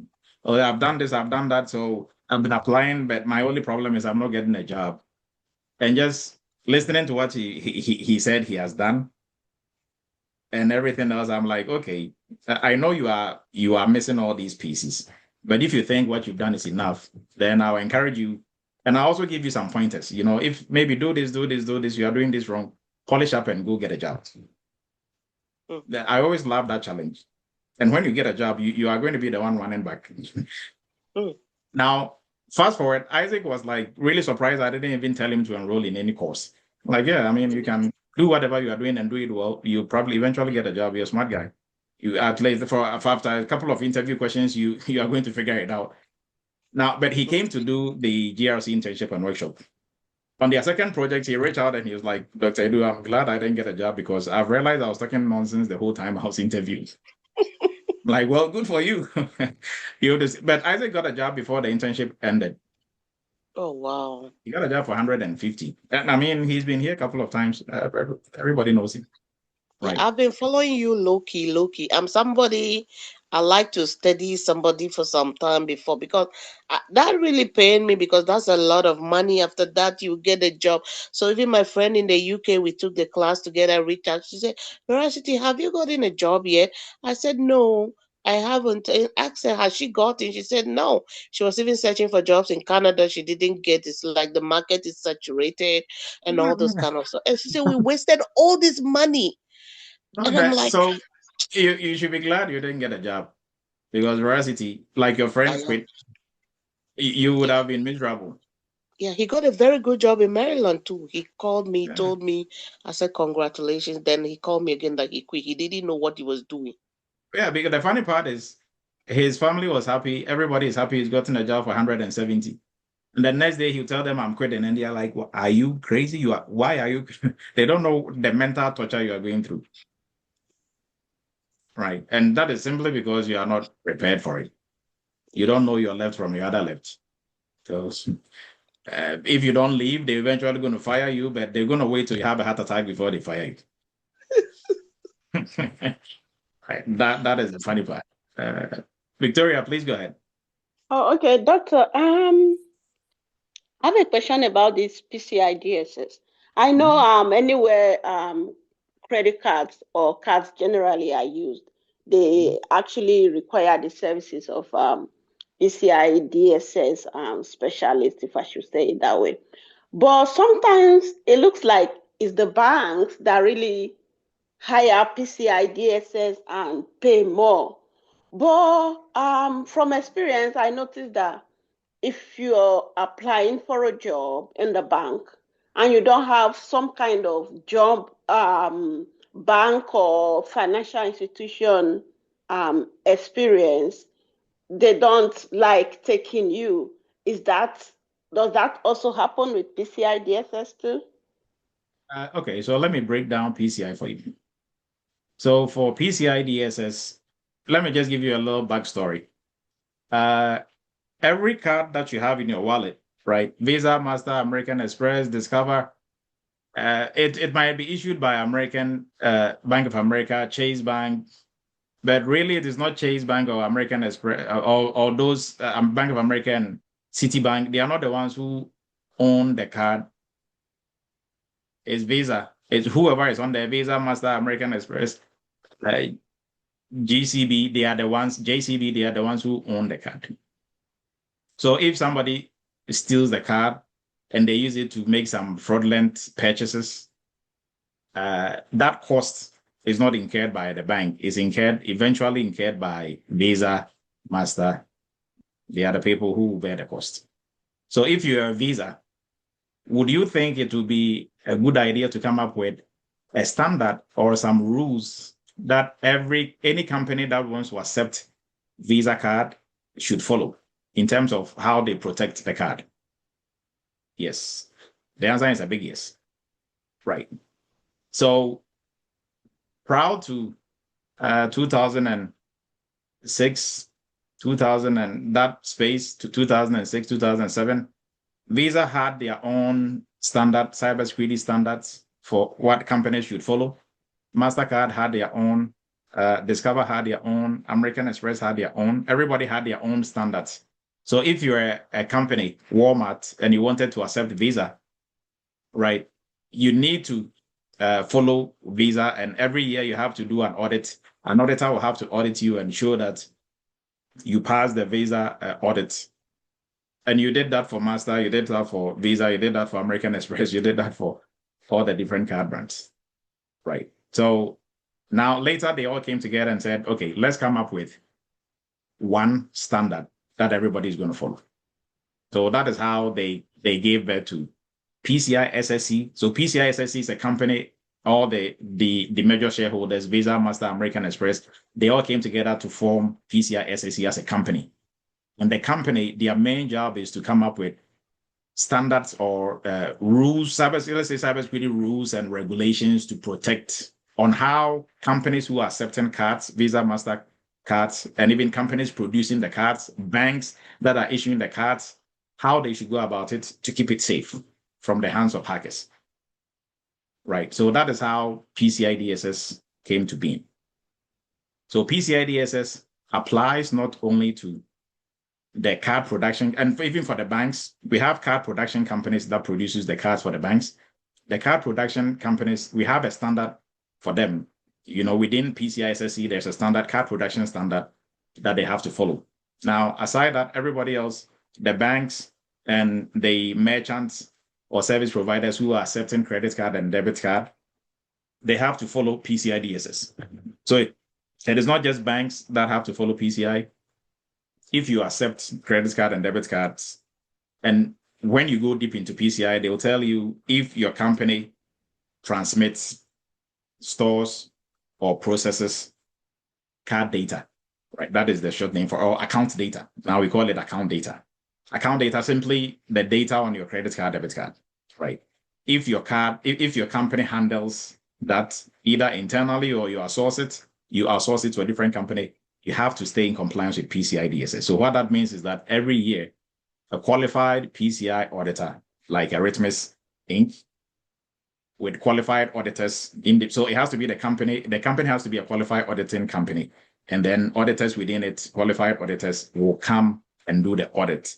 Now, when you pass, you are going to submit that to Visa Master, and then they allow you to continue to accept their card. If you fail, that comes with a fine. And the fine, sometimes you can pay as high as 100,000 plus for every month you are not in compliance, right?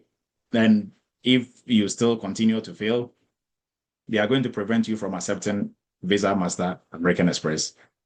So if your company cannot accept any card, I don't know what type of business you are going to. You are going to be out of business in no time, right? Because how many people are paying with cash? And if you're a service provider, you have customers all over the place. So they are doing, paying online. They cannot be paying you cash anyways. So it doesn't just apply to banks. It applies to any company that accepts credit card, debit card.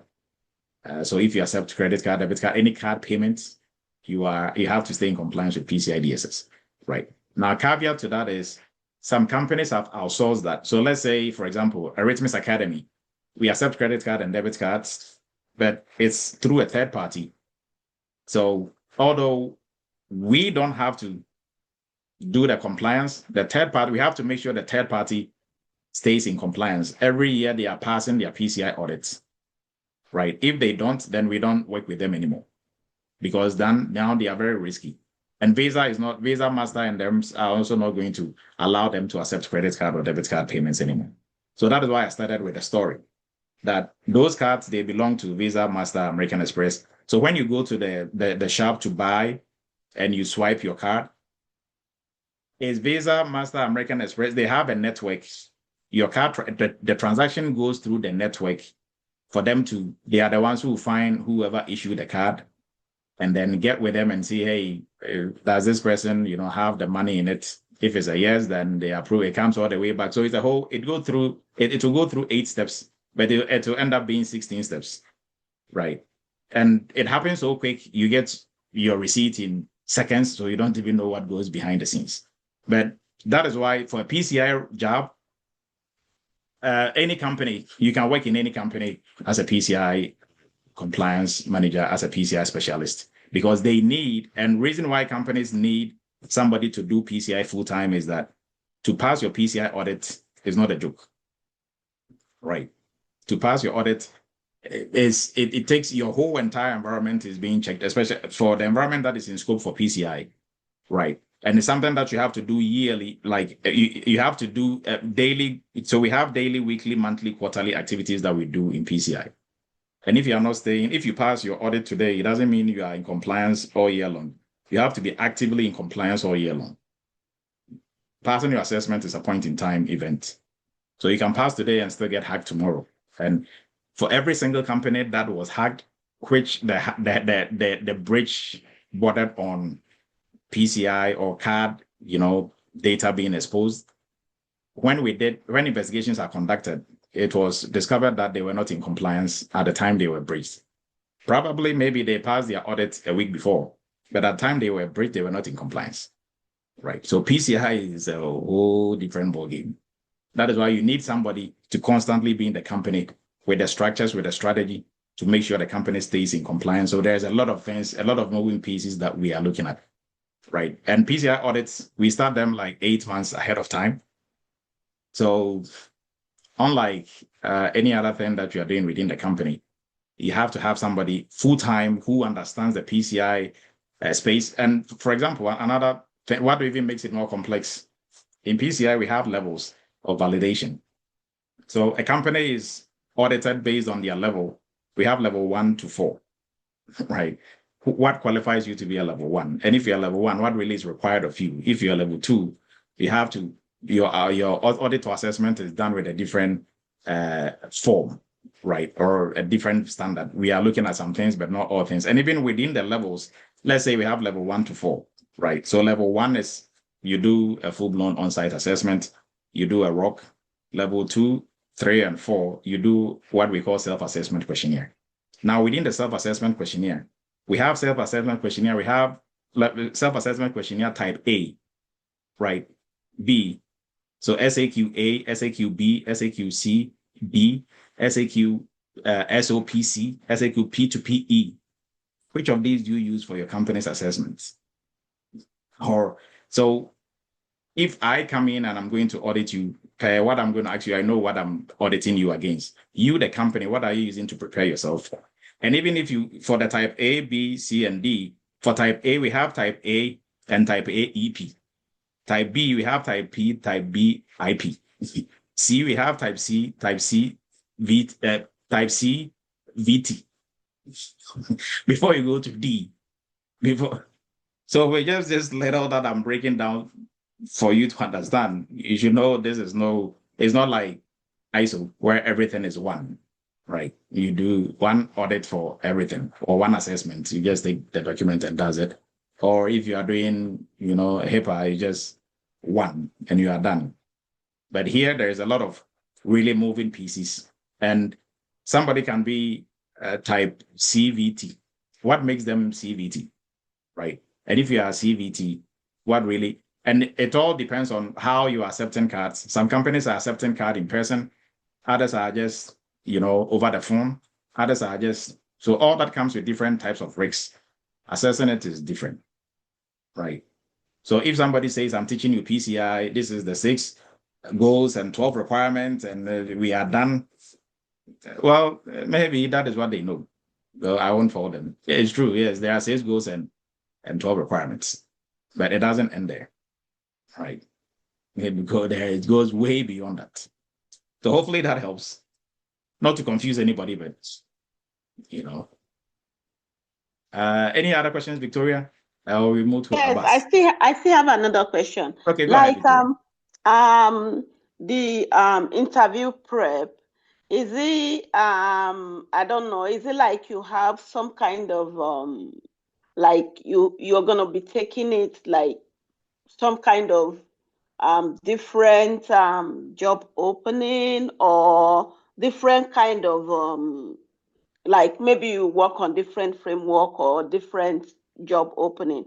Because what I notice these days is because they know that you can prep through different ways. You can use ChatGPT. What I notice with recruiters and hiring managers is that they don't give you time to prep. They can tell you, oh, okay, we want to schedule you tomorrow or next. Are you ready? Or maybe within 24 hours. Then sometimes even when I say 72 hours, they'll say, no, that's too much. And you find out that if you waste time, somebody else has grabbed the job.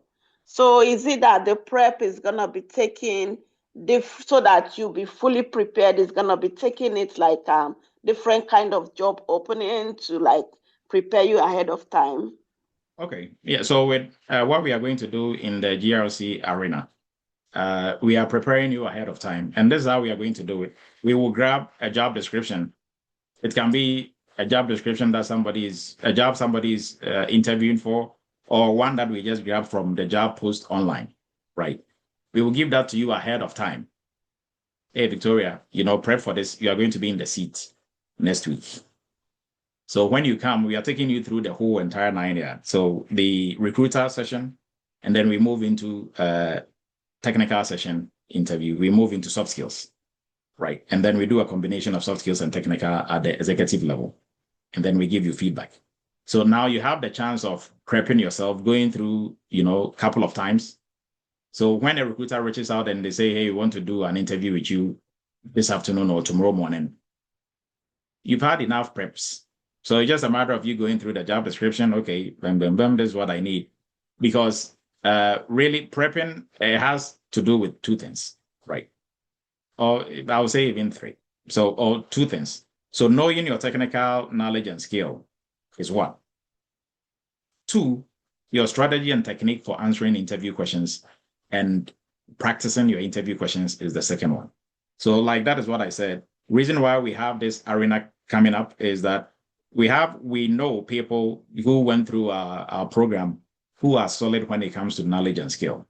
They can do any cybersecurity role you give them.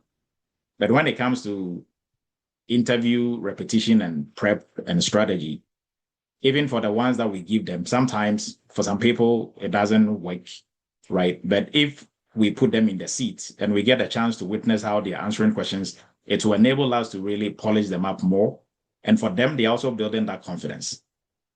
So any interview that they are going to, they've done, similar mock interviews in front of a whole lot of people. They've been put on the spot. They did all three at the same time, right? So that really preps you. Using ChatGPT to prep, people are getting overly reliant on AI. ChatGPT is good. It will help you, show you a few stuff, but really, ChatGPT cannot replace you, because like the questions that I was asking you, if I ask you a question and you don't know the intent behind what I really want to hear from that question, you are going to get it wrong. ChatGPT might get it wrong, right? So prepping is not simply just copying and pasting your job description in there and saying, give me some questions. ChatGPT can give you really good questions. If you don't practice your lines, a question like, tell me about yourself, will disqualify you. Or why should we give you this job over everybody else? Why should we choose you over everybody else? Why should we hire you? This is not a cybersecurity question or a GRC question, but this question will make or break you. Mostly where people fall short is not the technical or even the side, except people outside Eretmis who I don't know what they've done, but them I can't speak on that side for them. But in Eretmis, it's not the technical side. All Eretmis students who fail to nail it is mostly the soft skills. And it's not because they've not had the soft skills, but sometimes if you don't pay attention and you don't really understand what they are asking you for, you get it wrong. That is the example that I gave. If you ask ChatGPT right now, how do I answer this question? When they say, if you have a disagreement with your colleague at work about maybe this project, what would you do about it? The answer ChatGPT is going to give you can be anything, right? It might even be the prompt you are giving ChatGPT is wrong, because even to use ChatGPT or AI to use it well, you have to do really good prompt engineering, right? So, but for you, just on face value, you might answer, okay, if we still disagree on this after talking to my colleague, I'll move it up to my boss and have him, you are totally wrong. They know you have a boss and they're asking you, what are you going to do about it, about this disagreement? So your mind, if you've been trained, you've been put on the spot, you've had good feedback, you know what they are looking for is how do you have, the question they're actually asking you is how do you handle conflicts? But they wouldn't ask you that directly. They'll ask you in the form of a scenario, right? Or they'll ask you, okay, tell us about the situation where you sold an idea to your boss and how did it go? Right. Tell us the situation where you had so much to do in little time. What did you do? That question is not about really what you did when you had little time. They are really looking at your prioritization, project management, and time management. So if you've been schooled on that and you've practiced, you've had similar questions, as soon as they start asking you that question, it just clicks, because you should go into the interview with answers. During interviewing time is not a time to think about anything. You don't have to think. You are just going there to deliver answers. If that is where you have to start thinking and coming up with scenarios, that is where you're going to be talking in circles and you end up talking nonsense the whole time, right? So you have to prep way ahead of, because like you said, recruiters, they don't have all the time in the world. They want to get the best person as quickly as possible. So if they ask you, hey, are you ready tomorrow? And you say no, maybe somebody is ready. Maybe somebody who is half ready will go talk nonsense. And if they don't get somebody to really talk more sense, they will take people who talk half sense anyways and move on with that person. So, so you have to be ready ahead of time, way ahead of time before they reach out, right? So that is why we are doing this. And this will give you that environment where you get to practice. You are in a safe environment. You are seeing the mistakes people are doing. And when questions that are asked, even you yourself, you answered before somebody answered. And when we break it up, you are, oh, okay, this is what they were looking for. So now you are going into interviews prepped, ready to go. Whatever they ask, you know exactly the intent behind the question, right? Because if you don't know the intent behind the questions, you're always going to get it wrong. It's not because you don't know, but you don't know what exactly they are looking for. And during interviews, you have to speak the language employers hear. Because like right now, if I ask you,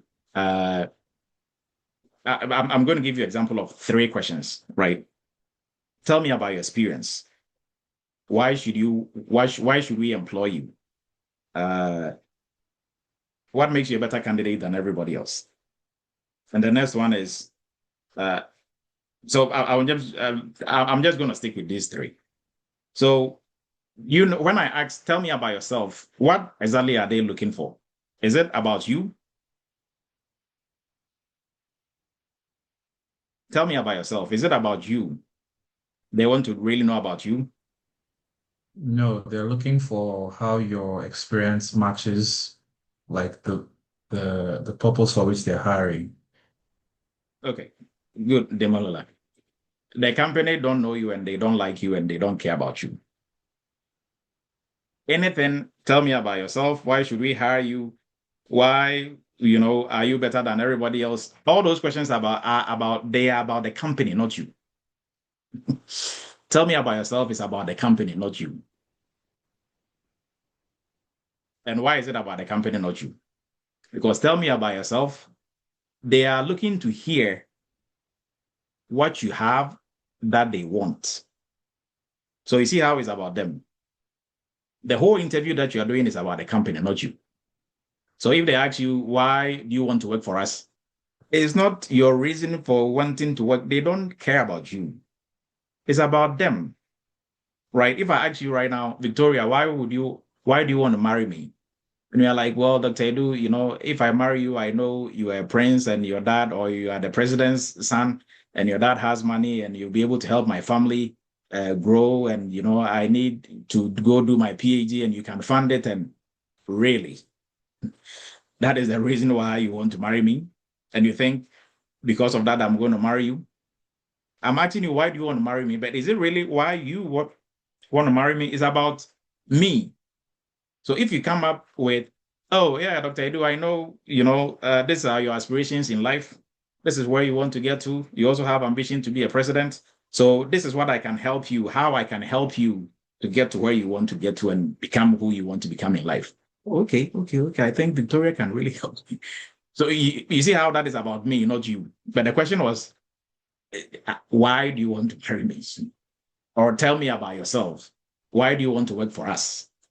So all these are some of the things that we're going to break down, the hidden secrets behind the questions. Because when you go to interviews, frankly, let me break this down to everybody. They judge you on, if they ask you 10 questions, they judge you on about 20 questions that they didn't ask you. The questions they are asking you is a camouflage. What they really want, they don't ask, but they infer the answers from the questions they ask you. You see what I mean? So I wouldn't ask you, what do you know? Even if they are straightforward and they ask you, what do you know about our company? Right? Like that question is a blessing. What do you know about our company? But if they turn it around and they say, why would you want to work for us? It's still about what do you know about our company? It's almost the same question. It's about them. So why would you want to work for us if you don't know the company's mission? You don't know what the company do for a fact. Mostly when I do interview prep with people, first thing I'll ask you is, what does this company do? Some people are like, well, I think they sell shoes or they sell cars, or your first phrase is even wrong. You don't have to think. You have to know for a fact what they do. If this was your company and I ask you, Victoria, what does your company do? Will you say, well, for my company, I think we're a fashion company or we sell cars or maybe chairs? Really? You don't know what your company does? So same thing, if you are going into the company and you don't know what they do for a fact, you have no business going to that interview in the first place. 2, if you don't know what their mission is, what their vision is, what are you going to help them to achieve? Everybody gets that piece? Because if you know what their mission and their vision is, now when they ask you, tell me about yourself, you are going to tie that into the company's vision and mission and how your skill sets directly drawn from their job description is going to help the company achieve their mission and their vision. Right. And then somebody else is talking about their pets, their high school, their kids, who is going to get a job? Right. So I can give you all these insights, but then if I don't ask Victoria back again to tell me and help you structure it in order, you might even have an idea of what you have to talk about. But when you start talking, like I said, we all have different way of processing stuff, and communication is hard, right? I can tell you something. If I ask you and you tell me something else, you are not the one who got it wrong. I communicated wrong. So mostly what we do in the military as leaders, if I ask you to go do something, I don't let you go. I'll ask you, what are you going to do? You say everything back to me. If you get something wrong, I will fill in the blanks, ask you again. So now we're on the same page. I know you understand what I told you to go do. But if I don't go back and forth, and I just tell you one time, maybe you got it wrong. But it's not you, it's me, because I was communicating to you and I communicated wrong, right? So the example that I'm giving, if we do interview prep, I tell you this and this and this is how you're going to do it, and we didn't have time for you to say it back again, you go to the interview, you think you are solid, right? But this is opportunity for you to really, put it out there. Everybody is going to see it. Everybody is going to hear it. And we are all in the same boats. So it's not like, well, Mike is looking at me funny because I got it wrong. Mike might also get it wrong next week. And we all learn from it, right? So hopefully that helps, Victoria.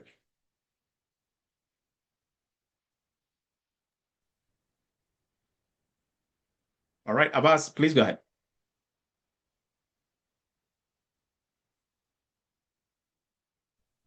Hey, Dr. Edu, thank you so much. I've really learned new things from you tonight, and I'm glad I'm part of this tonight. So my question is, I found you on your advert page, so I just want to give this a try. I've been struggling to get into like GRC, like land GRC, because I found out that you posted, do not just learn GRC, do GRC, and that was what like got me attracted to this. Now I only have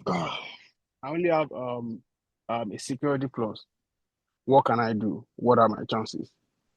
So this Security is what plus I is want not only. Security plus is a big certification, right? Now that is if you got it by what I did call it boot for myself. boot. I did it myself. Okay, because everybody here can pass any certification, right? Right. It depends on the approach. Some people will memorize test questions and go pass. That you pass, but you really don't know anything. Okay. Right? It's like the example that I give.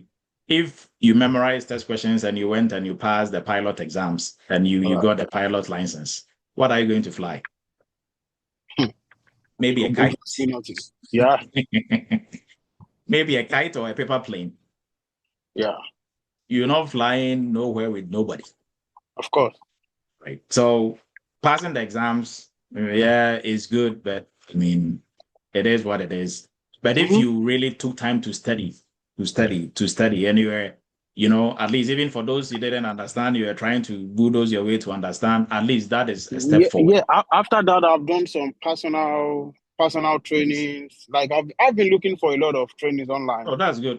I've did some third party trainings from the Chinas, but you don't really work from the Indians. Sorry.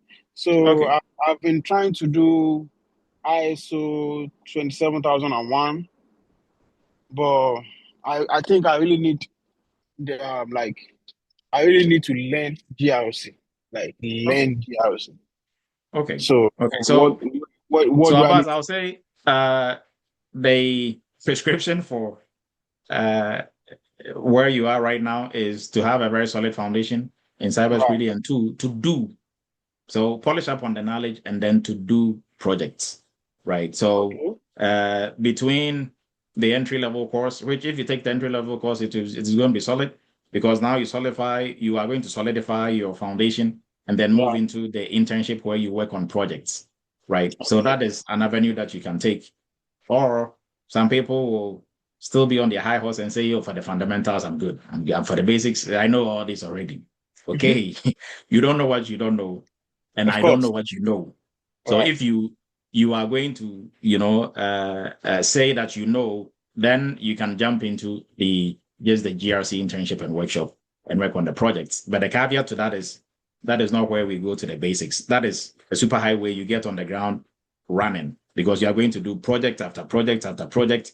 And if you don't understand the science behind the project, we do break it down and explain it. But really, we don't go into the basics like what is a port, what is a protocol, how do they relate, Right. how is Right. identity and access management related to this side, or we don't do that, right? Because there is no time to even do that. But we break the projects down. We go behind the scenes. Why do we conduct risk assessment in the first place? We explain all that before we jump into doing the risk assessment, right? And then show you where to start, where to end, how to do it. And we do them. The good part is we do them manually. So it's not like when you go to an interview, what is your experience with risk assessment, or are you ServiceNow to do what?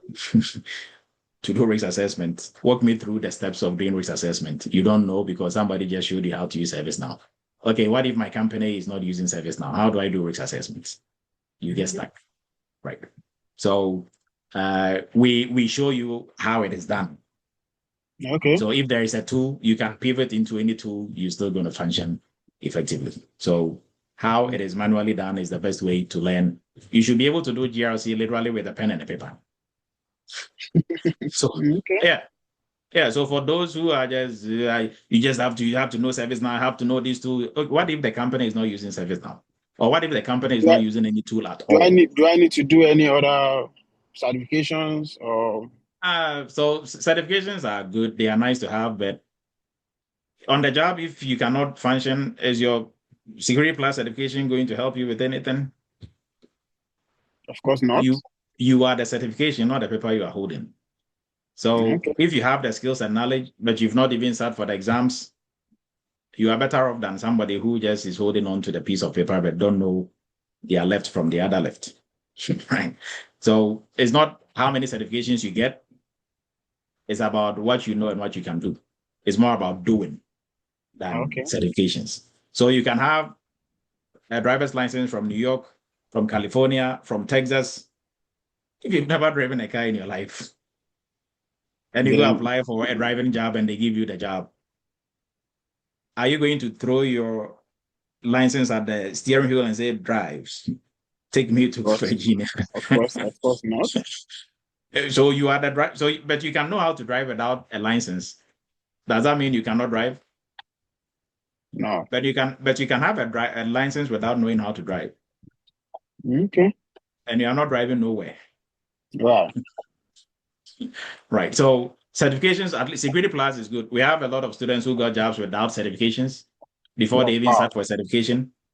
Yes, because if certification is what employers are looking for, then why would they when Abbas applies to a job, Victoria applies, Victoria says she doesn't have a certification, maybe she says in progress she's working on one.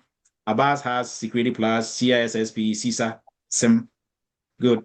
Abbas also has a master's in cybersecurity. Why would they invite Victoria, who has no master's in cybersecurity or any degree in cybersecurity for that matter, no certifications? Why would they invite her to an interview and invite you to an interview as well, instead of just giving you the job per your credentials?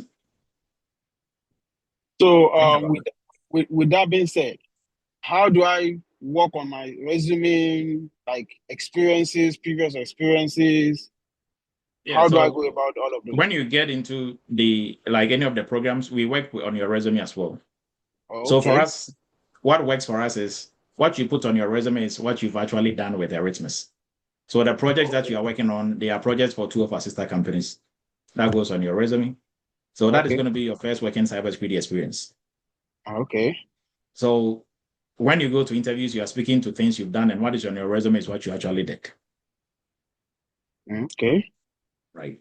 And then any other work experience that you have, we will look at the transferable skills from that and tweak it and make sure it fits. But mostly your first working experience is going to be with the project that you are going to work on. Okay. How long does the hands-on, how long, what's the course of the duration? What's the duration of the course? The total call, from entry level to internship is 4 months. Just for the internship alone, is 10 weeks. Supposed to be 8 weeks, but it's 10 weeks. Sometimes a little bit over 10 weeks. But... Okay. Yes. Yeah, so Abbas, we can use the link in there. Schedule appointment, we can talk offline and come up with a more tailored approach. Right. Okay. Because either than that. What link are you talking about, sir? Oh, look in the chat. There's a link in there. Okay. It's been reposted. Okay. Is it okay? I got it. Is it the one so there are for different links in there. You can use one to, I think there is one for appointments and numbers are on there as well. Yes. Okay. Can I call you sometime? For test will help. Mostly you didn't get me on the phone. Just the best way is to schedule an appointment. Okay, I'll do that. Yes. Thank you so much. All right, much. and for everybody else who is in the same boat like Abbas, without the right guidance, you can go around in circles. Even if you get a job, like I was discussing with Victoria, you are going to run away and leave the job there. And you don't want to land a 6-figure role, 180, 170, only to tell your family, you know what, I'm quitting. Your family is not going to forgive you. Right. You have all this big money coming in. Life is going to be better now, and you are quitting, and nobody knows why you are quitting. And you're not even going to tell them because you said you just completed the training or you self-taught, and you are the big girl and big guy. Now you're just going to run away and leave the job. And if you don't, they're going to fire you anyways, but you're going to get a heart attack before they fire you. Right. So on that note, we are wrapping up. I appreciate everybody's time. And the link for the hot seat is going to be posted. The GRC interview arena is going to be posted, hopefully maybe tomorrow, so you can join. And we encourage everybody to jump on there and join. Even if you are currently working, I strongly encourage you jump on this, polish up, don't get rusty. And when you have to move up or level up, that is where now you are, looking to get some prep. It will be probably maybe too late by then. So get in there, and also not just interview prep. As you are prepping for the interview, there's a lot of learning going on in there as well, because you are going to run into different things on the job descriptions that you might not know, that we're still going to talk about and discuss, that you learn from, right? So there's a lot that you are going to learn from, right? Daniel, please go ahead. Yeah, quick one. Thanks for all you do. For the training tomorrow, I sent a message to you that, I've not received the details here. It's what time, how to log in. Email. So I sent a text to you. Yeah. No, like it was sent out. Then if your email didn't work, probably just resend us your email again, because we sent it out to everybody. Now, today and tomorrow is when you've been given access to all the platforms and some of the resources. Our very first meeting is going to be next week, Saturday. Our first live session is going to be next week, Saturday. So this week is for some housekeeping for people to catch up and be able to, get in all the right places. But if you still didn't receive that email, the email has everything, all the links. Kindly shoot a text to the number and they will send it. Probably just copy and paste from the email directly to your phone. Okay. Well, I haven't received it yet anyway, but I'll see. Yeah. So, because Daniel, reason being that for the list, I think I clearly remember. So if you didn't receive it, check your spam, or maybe probably the email that we have on file might be. I'll text you my email again now. Yeah. Okay. All right, everyone. Yes, go ahead, Ransford. Yeah, sorry, I wanted to find out. I don't know, maybe I missed something. The AI challenge we were supposed to do last month that you said will move forward. Do you have any date yet or no? Oh yeah, the date was announced. I think that is on the 12th or on the 10th. But we will send out an email, so you are going to receive that. All right, thank you, sir. Yes. Daniel, yes, I just pulled up the list. You are first on the list actually, and email is Daniel. Okay, I mean shoot us the email. Okay, I'll shoot you now again. Yeah. If we missed anything, then we're just going to send it up again because you are first on the list. Okay, thank you. Yes. All right, everybody. Appreciate everybody's time. Have a great and wonderful weekend, and hopefully you're able to gain something from this. And when the link is ready, we encourage everybody to join this fun adventure, right? And that is going to prep you way ahead of time before your interview really, comes up. So appreciate everybody's time. Have a great and wonderful weekend. We will meet same time next week, and stay safe.